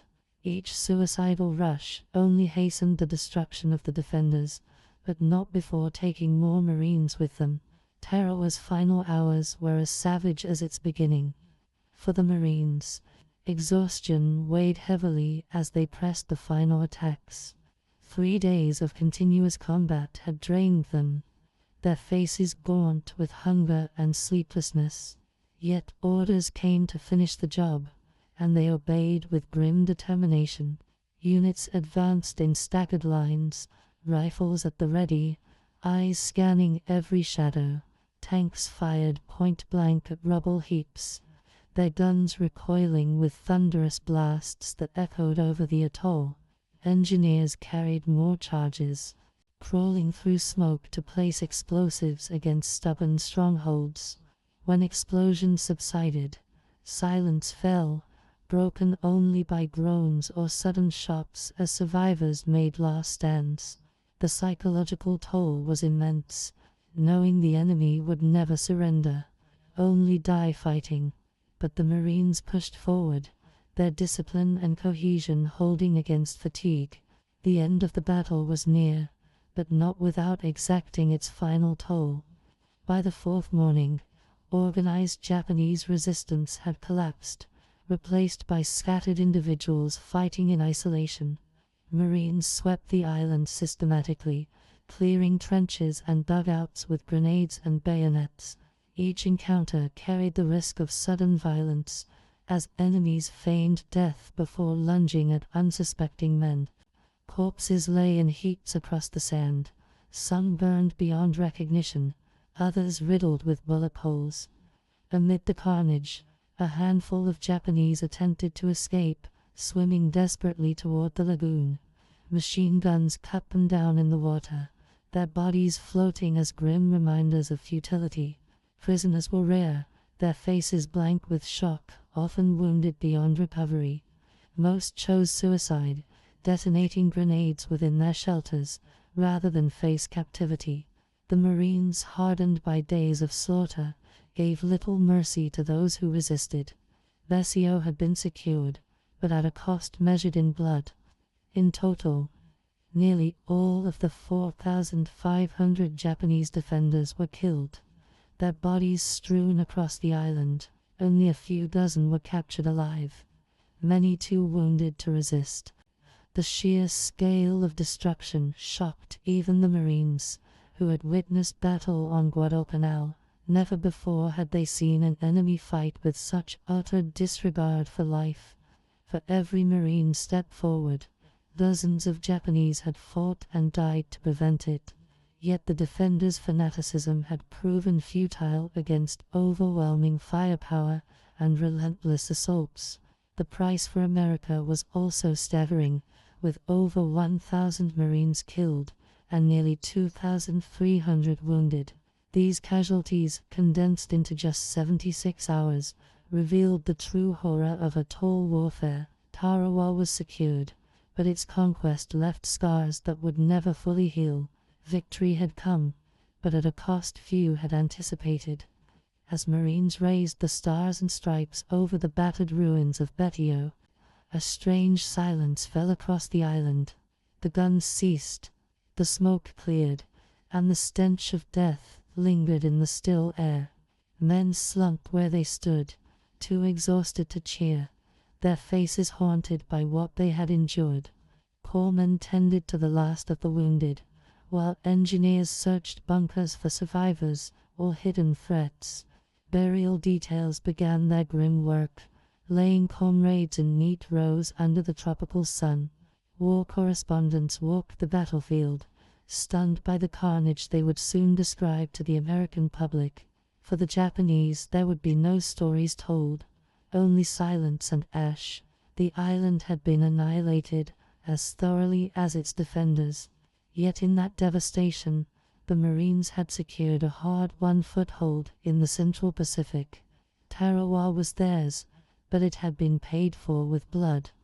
The securing of Betio marked the end of the Battle of Tarawa, a fight lasting just 3 days yet echoing for decades. For the Marines, it was proof that the doctrine of amphibious assault could work, though at staggering cost. For the Japanese, it was validation of their defensive methods, which inflicted carnage even in defeat. The atoll itself, once a paradise of palms and reefs, had become a charnel house of war. Every bunker, trench, and coconut log had been tested in fire and blood. Survivors of the battle carried its memory for the rest of their lives, haunted by the screams and sights of Tarawa. The island was secured, but its story was only beginning, as its lessons would shape every battle to come. In the Pacific, there would be more Betios, more beaches, and more blood. Tarawa was secured, but the war marched ever forward. Its place in history was written in the sand, in fire, and in death. When the last shots faded across Betio, silence revealed a landscape transformed into a graveyard. The sand, once white, was darkened by blood, oil, and fire, bearing the scars of 3 days of slaughter. Marines walked among the wreckage in disbelief, their rifles still in hand, though the enemy had ceased to resist. The sheer number of bodies defied comprehension, each trench and bunker a tomb of charred or mangled remains. Japanese corpses sprawled across the battlefield, their headbands still tied, their bayonets fixed even in death. For every corpse there was a story of defiance, a final act of loyalty to Shibasaki's vow. The Marines too lay in rows, covered with ponchos or blankets, their faces hidden from the tropical sun. More than 1,000 American lives had been extinguished in less than 80 hours. Survivors, too exhausted to weep, carried their fallen comrades toward makeshift cemeteries. Tarawa had been won, but at a cost too high to celebrate. Casualty counts came slowly, delayed by the sheer chaos of the battlefield and the need to secure the island fully. Officers moved through the ruins, tallying the losses with grim efficiency, knowing families back home awaited news. The numbers grew staggering, nearly 4,500 Japanese defenders annihilated, almost to the last man. Barely a few dozen were taken prisoner, most of them wounded too severely to resist capture. For the Marines, 1,000 dead and over 2,300 wounded painted a picture of brutal attrition. These losses were unprecedented for a single atoll, shocking military planners who had underestimated Japanese resolve. War correspondents recorded the figures, preparing reports that would horrify the American public. The arithmetic of Tarawa revealed a new reality of Pacific warfare. Every mile of sand would be bought with blood. The Marines had learned that victory would not be measured in ground alone, but in the lives spent to seize it. Counting the dead became the final act of battle. The task of burial fell to exhausted Marines, men who had fought alongside the fallen hours earlier, digging graves in the blazing sun. They worked in silence, the sound of shovels mingling with the distant surf. Some wept quietly, others muttered prayers, and some worked with hardened faces, suppressing emotion to finish the job. The bodies of comrades were laid to rest in long rows, rifles and helmets marking each grave. Chaplains spoke hurried words over the fallen, voices breaking as they blessed men they had just seen alive. For many Marines, burying friends was harder than fighting, the finality of loss sinking deeper than gunfire. Japanese bodies were also collected, often in mass graves, their identities lost in the anonymity of war. Civilians, women and children caught in the crossfire were discovered among the ruins, their deaths uncounted in official reports. The island had become a cemetery, where friend and foe alike lay together in the sand. Death was Tarawa's only impartial conqueror. The Japanese defenders, dead almost to the last man, left behind a grim testament to their resolve. Their bodies littered every bunker, trench, and shattered pillbox, testifying to their refusal to surrender. Marines respected their courage, even as they cursed the ferocity that had cost so many American lives. Some defenders had died clutching grenades, others with bayonets still in their hands, their faces frozen in expressions of fury. Their last letters and diaries, recovered from pockets and shelters, revealed thoughts of family, emperor, and duty to the Americans. These writings were haunting reminders of shared humanity buried beneath war's brutality. Yet in the eyes of Japanese command, these men had fulfilled their purpose, buying time with blood. For the survivors of Tarawa, such fanaticism was both terrifying and strangely admirable. The battlefield itself seemed to echo with their vow. Death before dishonor. Tarawa became synonymous with resistance that ended only in annihilation. Civilian suffering, though smaller in scale, added another layer of tragedy to the battle's aftermath. The Dilbertese laborers, forced by the Japanese to build fortifications, were trapped in the fighting. Some were killed by bombardment, others by crossfire, their homes and livelihoods destroyed in the carnage. Survivors emerged dazed from shelters, blinking into the daylight of an island they barely recognized. Marines offered them rations and water, small acts of humanity amid the devastation. Their faces bore the exhaustion of years under occupation, now compounded by the horror of battle. Many had lost family members, their grief overshadowed by the sheer scale of destruction around them. These civilians became silent witnesses to the clash of empires, their suffering largely absent from headlines. For them, Tarawa's victory brought not liberation but survival in ruins. The civilian toll was a forgotten chapter of the battle's cost. The battlefield itself seemed alive with reminders of the dead, as if the island resisted the living. The stench of rotting flesh carried across the lagoon, mixed with smoke and salt air. Flies swarmed over corpses, crawling into wounds and helmets abandoned in the sand. Blood stained the coral reef, where Marines had fallen in shallow water.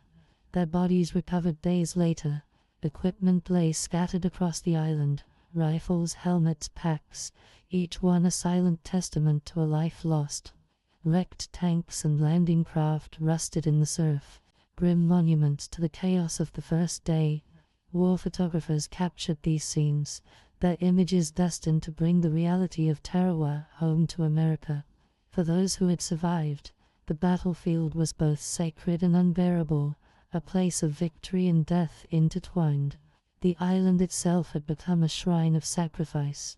Every grain of sand carried the memory of the fallen.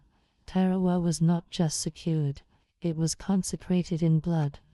Back home, the counting of the dead reached beyond statistics, striking families with devastating force. Telegrams arrived in American towns and cities, bearing news of sons, brothers, and husbands lost on a distant atoll. Mothers wept in kitchens, fathers stood silent on porches, and children asked questions no one could answer.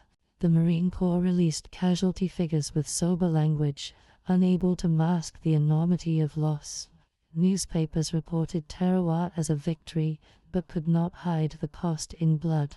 Photographs of rows of crosses on the island shocked a public unprepared for such sacrifice. For many families, Tarawa was the first brutal reminder of how far and how deadly the Pacific War had become. Every number in the casualty list was a face, a life, a future gone forever. The counting of the dead was not only for history, it was for grieving homes across America. Tarawa's shadow stretched across oceans into every corner of the nation. In the end, the aftermath of Tarawa was defined as much by the dead as by the living. More than 1,000 Marines had given their lives, alongside nearly every one of the 4,500 Japanese defenders. Civilians too had perished, their suffering overshadowed by the clash of armies. The island, once a quiet atoll, had become a place of reckoning, where war's brutality was laid bare. Counting the dead was not merely arithmetic, it was the measure of sacrifice, futility, and endurance. For the Marines, it was a warning of the battle still to come. Each island promising equal or greater bloodshed. For the Japanese, it was proof that even annihilation could serve a strategic purpose. For the civilians, it was a tragedy, with no resolution but survival. And for history, it was a lesson written in corpses and coral. At Tarawa, the dead had become the true chroniclers of war. When the first newsreels of Tarawa reached American theaters, audiences were confronted with images unlike anything they had seen before. Grainy black and white footage showed Marines wading through water choked with bodies, advancing under sheets of fire. Cameras captured men crouched behind wrecked landing craft, some collapsing in the surf as bullets tore the lagoon. The soundtracks added grim narration, emphasizing the heroism, but unable to soften the carnage displayed. For the first time, the American public saw war in the Pacific, not as a distant campaign, but as an intimate struggle of flesh and blood. Men fell, struggled, and died before the camera lens, their sacrifices etched permanently into collective memory. The footage shocked viewers who had previously been shielded from such graphic portrayals. Some gasped, some wept openly, and some left theaters unable to endure the horror. The war had never seemed so real, nor so costly. Tarawa had crossed a line in how America witnessed its own war. The Marine Corps had wrestled with whether to release such raw footage, fearing its impact on morale. Yet commanders argued that the truth of Tarawa had to be shown, lest the public underestimate the stakes of the Pacific struggle. The decision was a gamble, one that revealed both the bravery and the brutal cost of amphibious warfare. When the reels rolled across the country, newspapers carried editorials debating the ethics of showing American dead. Some called it exploitation, while others praised the honesty, saying the nation deserved to see the truth. Families of Marines watched with trembling hands, sometimes recognizing faces among the fallen on screen. For mothers and fathers, the war was no longer an abstraction of distant maps. It was sons bleeding in sand and surf. The footage became both memorial and warning, its power resonating far beyond the theaters. Tarawa was no longer just a battle, it was now a national reckoning. Audiences in cities and small towns alike sat stunned as images of shattered bunkers and flame-filled trenches appeared before their eyes.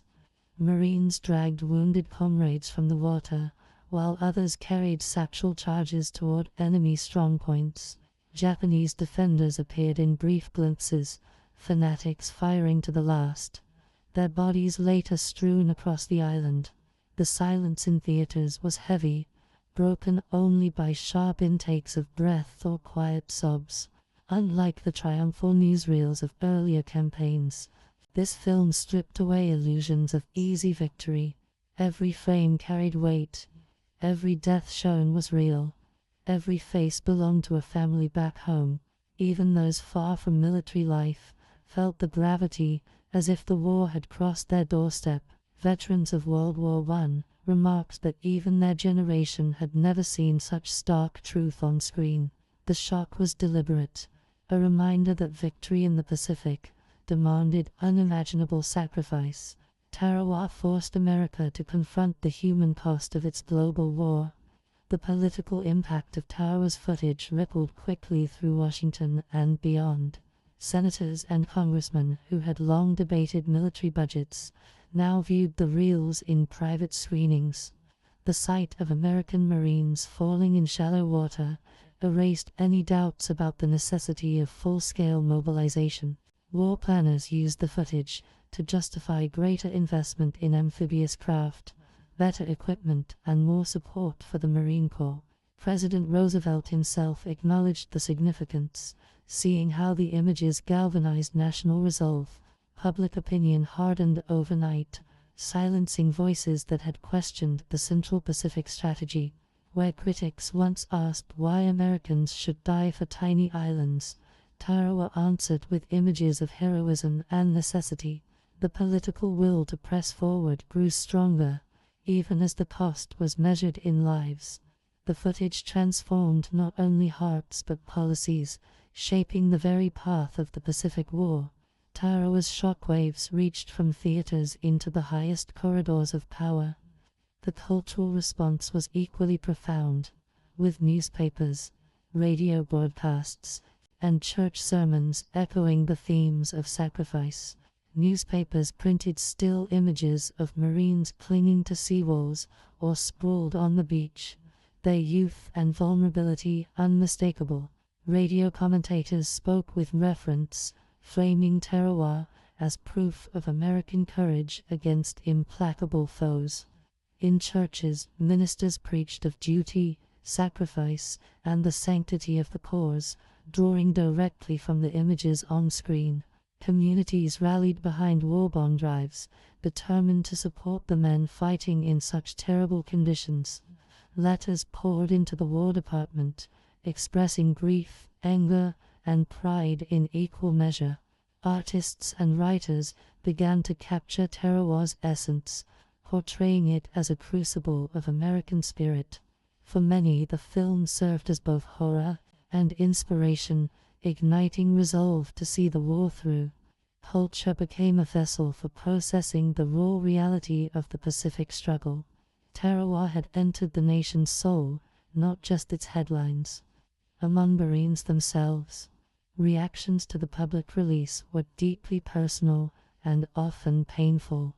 Survivors who watched the reels saw comrades fall again before their eyes, reliving moments they wished to forget. Some felt pride that their sacrifice was honored, shown honestly without distortion. Others resented the exposure, believing the most intimate moments of death should not be broadcast for strangers. Yet many understood the necessity. America had to know what it asked of its young men. Letters from Marines reflected a mix of emotions, from bitterness to grim acceptance. For those recovering in hospitals, the footage served as proof that their wounds had meaning. For the fallen, It ensured their deaths were not hidden in silence. The honesty of Tarawa's film created a bridge between the battlefield and the home front. It connected those who fought with those who waited, binding them in shared grief and determination. Marines bore the cost, but America shared in the burden. The shock of Tarawa also reshaped how Americans viewed the enemy, intensifying both hatred and respect. The film depicted Japanese soldiers fighting to the last man, their corpses filling trenches and bunkers. Viewers saw not only the cruelty of fanatic resistance, but also the scale of sacrifice demanded by such an enemy. This duality deepened the sense that Japan would never surrender easily, that every island would be another Tarawa. Hatred for the enemy grew sharper, fed by stories of cruelty, but respect also lingered for such relentless determination. For some Americans, this realization was sobering. The Pacific War would be long, bloody, and merciless. The footage reinforced that every battle would test not just weapons but the nation's will to endure.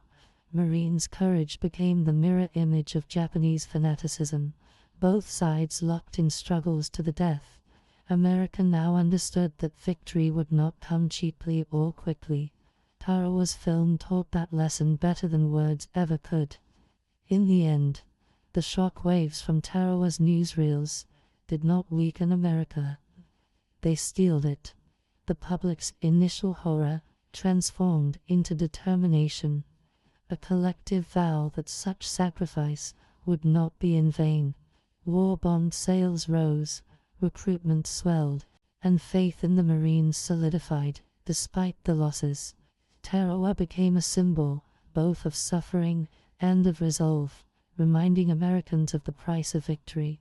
The footage ensured that the Pacific War was no longer distant, no longer abstract. It was immediate and personal. Families who had never heard of Betio now spoke the name with reverence and grief. The shock at home bound the nation closer to the war, uniting the home front with the battlefield. America emerged from Tarawa's revelation changed, its illusions stripped away, but its spirit unbroken. The dead of Tarawa had not fallen unseen. Their sacrifice echoed through film, word, and memory. In their deaths, the nation found the resolve to fight on. Tarawa was not only a battlefield but also a brutal classroom for the U.S. military, rewriting the very rules of amphibious warfare. The shallow coral reefs that stranded Higgins boats in the lagoon forced commanders to re-evaluate their faith in conventional landing craft. Amphibious doctrine, once confident in the flexibility of tide and design, now bore the scars of miscalculation. Marines who slogged hundreds of yards under fire exposed the dire consequences of poor hydrographic intelligence. In Washington and Pearl Harbor, planners realized tides were as deadly as bullets if ignored.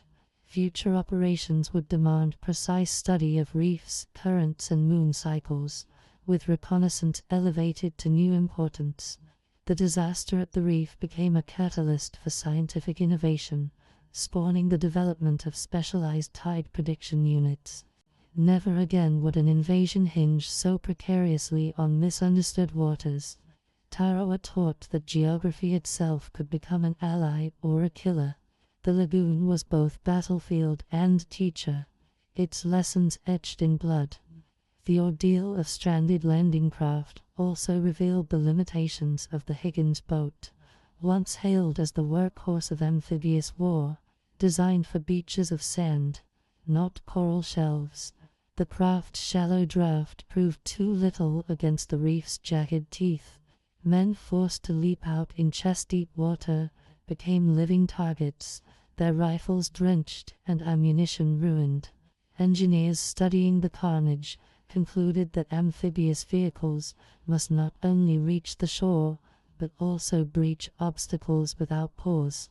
This realization birthed the rise of the LVT, landing vehicle, tracked known as the Amtrak, which proved invaluable in later Pacific battles. Its ability to crawl over reefs and drive straight onto beaches offered Marines the armored lifeline Tarawa had denied them. Logistics officers urged mass production, ensuring future divisions would storm shores with mechanized teeth rather than wooden hulls. Every new invasion plan centered around the LVT as the keystone of assault waves. Tarawa had shown that technology, not bravery alone, could mean survival. Fire support doctrine also came under harsh scrutiny. As the pre-invasion bombardment at Tarawa revealed its shortcomings, battleships and cruisers had pounded Betio, but their shells were too few, and their bombardment too brief. Japanese bunkers of coconut logs, steel, and reinforced concrete shrugged off the fury, their machine guns still waiting when Marines landed. Commanders acknowledged that the old standard of softening the beach was no longer adequate against such fortifications. The Pacific demanded overwhelming sustained bombardment, not mere hours but days of calculated destruction. Carrier aircraft, naval gunfire, and artillery had to be fused into a single orchestration of devastation. By the time of Saipan, Peleliu, and Iwo Jima, the firestorm before landings would last longer and strike deeper. The Marines who died at Tarawa became the grim proof of underestimation. Every fortress from the Gilberts onward would be battered more thoroughly before the first boots touched sand. Tarawa forced firepower to evolve from spectacle to science. Logistical planning, once treated as a secondary concern, was thrust into the heart of operational doctrine. After Tarawa, supply ships anchored too far out, forcing wounded men and ammunition alike to struggle across deadly water. Communication lines faltered in the chaos, leaving battalion commanders cut off from their regiments. Engineers learned that beaches needed immediate organization, supply dumps, casualty stations, and command posts erected under fire. The Marines' suffering showed that without logistics, bravery bled out into futility. In later campaigns, Seabees and Beachmasters would drill endlessly on how to turn chaos into structure within hours of landing. Amphibious doctrine expanded to treat beaches not just as gateways, but as arteries of survival. Radios, landing schedules, and unloading timetables became as critical as rifles and grenades. Tarawa forced the Navy and Marines to recognize logistics as the skeleton that held flesh and blood together. In the Pacific, battles would now be fought with clipboards as well as carbines. Leadership also absorbed hard lessons. For Tarawa, exposed the cost of rigid planning in the face of fluid realities. Commanders had expected a swift conquest of Betio, dismissing the island as a 2-day job. Instead, the reef, the bunkers, and the defenders demanded 3 days of slaughter to secure the atoll. Senior officers now grasped the importance of flexibility, of improvising when plans dissolved in smoke. Unit commanders were empowered in later campaigns to adapt, call in fire, and shift landings on their own initiative. Tarawa's blood taught generals to trust the instincts of lieutenants, crouching in sand, rather than clinging to blueprints offshore. The cult of centralized perfection gave way to decentralized grit, where initiative meant life or death. Marines who charged bunkers with flamethrowers and satchel charges became models for future tactics. Doctrine embraced small unit aggressiveness as the core of island warfare. The chain of command itself had been rewritten by the reef and the sand. The human element, too, was woven into the lessons, for morale under such carnage revealed the spirit required to endure. Marines who waded into fire without hesitation became testaments to training and esprit de corps.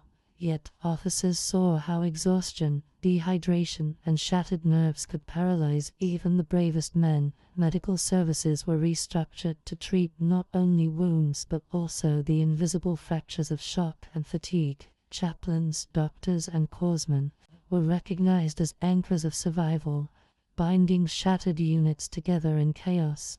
Training shifted toward conditioning men for the unimaginable, preparing them to fight not just with bodies but with resilience.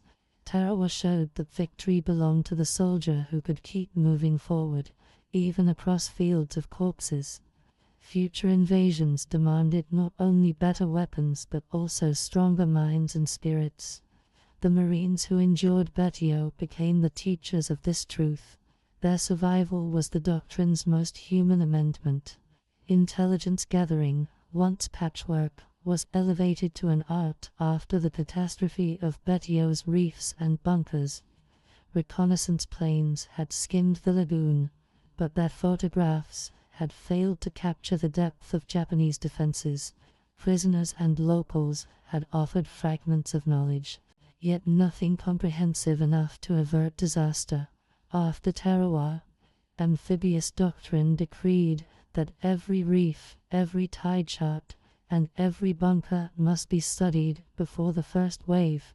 Underwater demolition teams, the forerunners of modern Navy SEALs, were created to probe beaches and clear obstacles.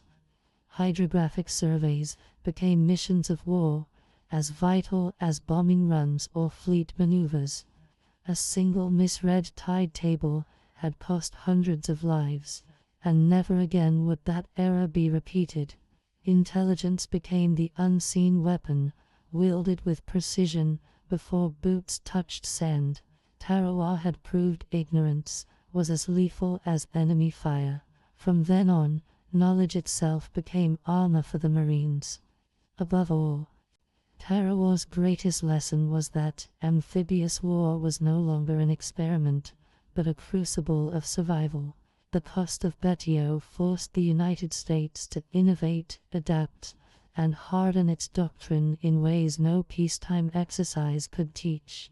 Marines and sailors carried these lessons forward, turning Tarawa's agony into preparation for the far greater horrors of Paleli, Iwo Jima, and Okinawa. Every landing thereafter bore the imprint of Betio: longer bombardments, better vehicles, sharper intelligence, and disciplined logistics. Tarawa's dead had become silent instructors, their sacrifice ensuring fewer comrades would fall in the same traps.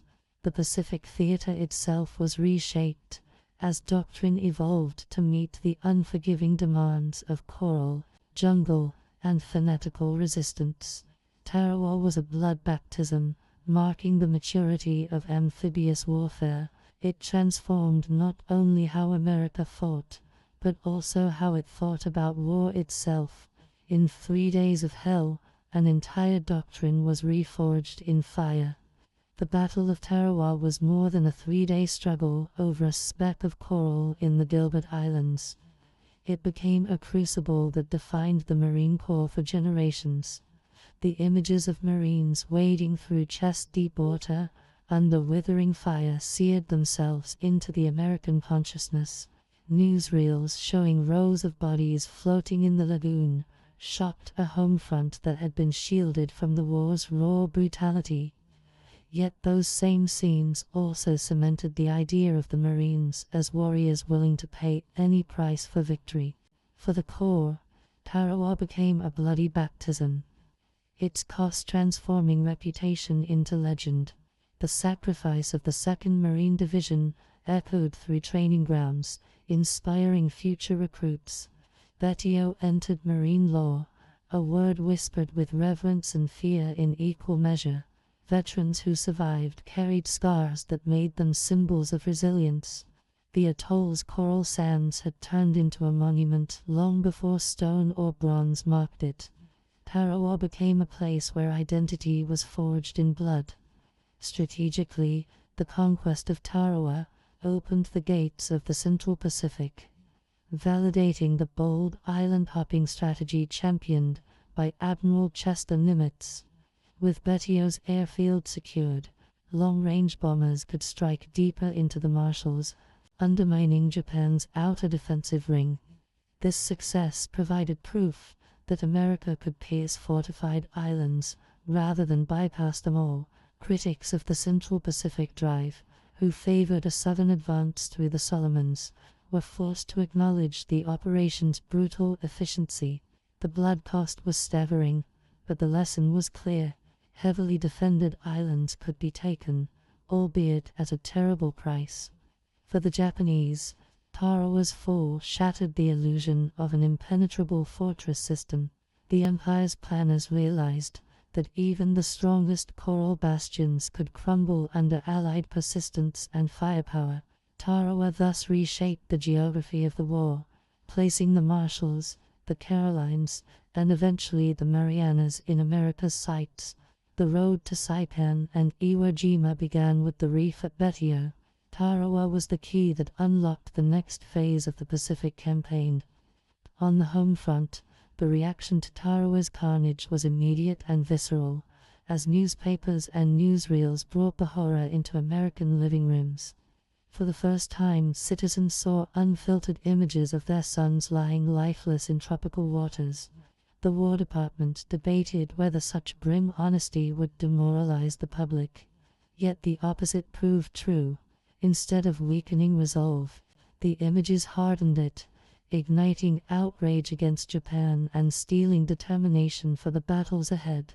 Families wept, but they also demanded that their sons' sacrifices not be in vain. Recruitment offices swelled with volunteers inspired by the Marines' tenacity. Tarawa's truth carried across the nation like a torch, illuminating both the price of war and the necessity of finishing it. It marked a turning point in wartime communication, where sanitized reports gave way to brutal honesty. For many Americans, the Pacific War ceased to be distant and abstract. After Tarawa, the home front felt the war's weight as if it rested on their own shoulders. The lagoon's blood had spread into the conscience of a nation. For Japan, Tarawa's legacy was one of grim determination mixed with fatal miscalculation. The defenders had fought to the last man, fulfilling Bushido's call to die rather than surrender. Rear Admiral Shibasaki's prediction that it would take 1 million men 100 years to conquer Betio had been disproven in 76 hours. Yet instead of shaking Japanese faith in their defensive doctrine, Tarawa encouraged an even deeper commitment to suicidal resistance. Tokyo broadcast the defenders' sacrifice as heroic proof of the emperor's will. Future garrisons at Peleliu, Saipan, and Iwo Jima adopted the same doctrine of fanatical last stands. In this sense, Tarawa was not only a defeat, but also a grim rehearsal for the horrors to come. The blood price paid by the Marines was a harbinger of even greater tolls that awaited in the Central Pacific. For Japan, Betio was a loss in territory, but a reinforcement of a strategy of death. The atoll became both a grave and a warning, one that allies could not ignore. Within the Marine Corps, Tarawa became a reference point for innovation and pride. The doctrine of amphibious assault was rewritten line by line, with every mistake carved into memory. Training shifted to emphasize tide studies, reconnaissance, and flexible leadership under fire. Engineers perfected flamethrowers and demolitions to counter bunkers that had cost so many lives. The LVT became a symbol of salvation, its tracks grinding over reefs where Higgins' boats had faltered. At Quantico and Paris Island, recruits studied Tarawa not as history but as scripture. The ethos of every Marine rifleman was tested and proven in the sand and surf of Betio. The Corps' modern identity, fierce, adaptable, and unyielding, was crystallized in that bloody atoll. Veterans of Tarawa became living testaments, their scars carried like banners of honor. To wear the eagle, globe, and anchor after 1943 was to inherit the legacy of Betio's lagoon. Tarawa became not just a battle, but a rite of passage etched into Marine tradition. Historians, too, have debated Tarawa's meaning, weighing its high cost against its strategic gain. Some argue that bypassing the Gilberts might have saved lives, pointing to later leapfrogging campaigns that isolated islands instead of storming them. Others insist Tarawa was essential, a proof of concept that tested doctrine before the far larger invasions ahead. its lessons in firepower, logistics, and amphibious craft could not have been learned in theory alone. The battle forced evolution in real time, sharpening America's spear for the campaigns to come. Tarawa also revealed the price of underestimating an enemy dug into coral and steel. This debate continues, but all agree that the battle's intensity and brevity left a permanent mark on the Pacific War. Tarawa may not have been the largest battle, but it was one of the most concentrated in its ferocity. The scale of sacrifice, compressed into 3 days, magnified its resonance. It remains a pivot point in military history, studied as both warning and inspiration. The physical island of Betio itself remains scarred, a landscape forever marked by the battle. Rusting bunkers still crouch among palms, silent reminders of the firestorm that consumed them. Coral reefs hide the skeletons of tanks, landing craft and men alike, their remains blurred into the sea's embrace. For decades, families searched for loved ones lost in the lagoon, some remains only now being recovered. War memorials and cemeteries on Tarawa stand as solemn guardians of memory, honoring both Marines and Japanese dead. The atoll's soil is heavy with history, each coconut tree rooted in the blood of 1943. Visitors walk among relics that whisper stories of desperation, courage, and sacrifice. Tarawa remains one of the Pacific's most sacred battlegrounds, a shrine of both horror and honor. The island, once obscure, became immortal through the struggle that consumed it. Betio is no longer a dot on a map, but a name carved into eternity. Ultimately, the legacy of Tarawa is one of transformation, both for the United States and for the conduct of modern war. It was a proving ground where theory collided with reality, producing doctrine that carried the Allies across the Pacific. It was also a crucible of identity, shaping the Marine Corps into the force it remains today. For Japan, it was both a symbol of sacrifice and a tragic miscalculation of strategy. For America, it was a bitter victory that hardened resolve and clarified the price of progress. Tarawa showed that the Pacific War would be won, not by sweeping maneuvers, but by grinding endurance, island by island. It taught that small specks of land could hold the fate of nations, and it proved that valor alone could not overcome the need for planning, innovation, and relentless adaptation. In the legacy of Tarawa, we see both the tragedy and the triumph of war.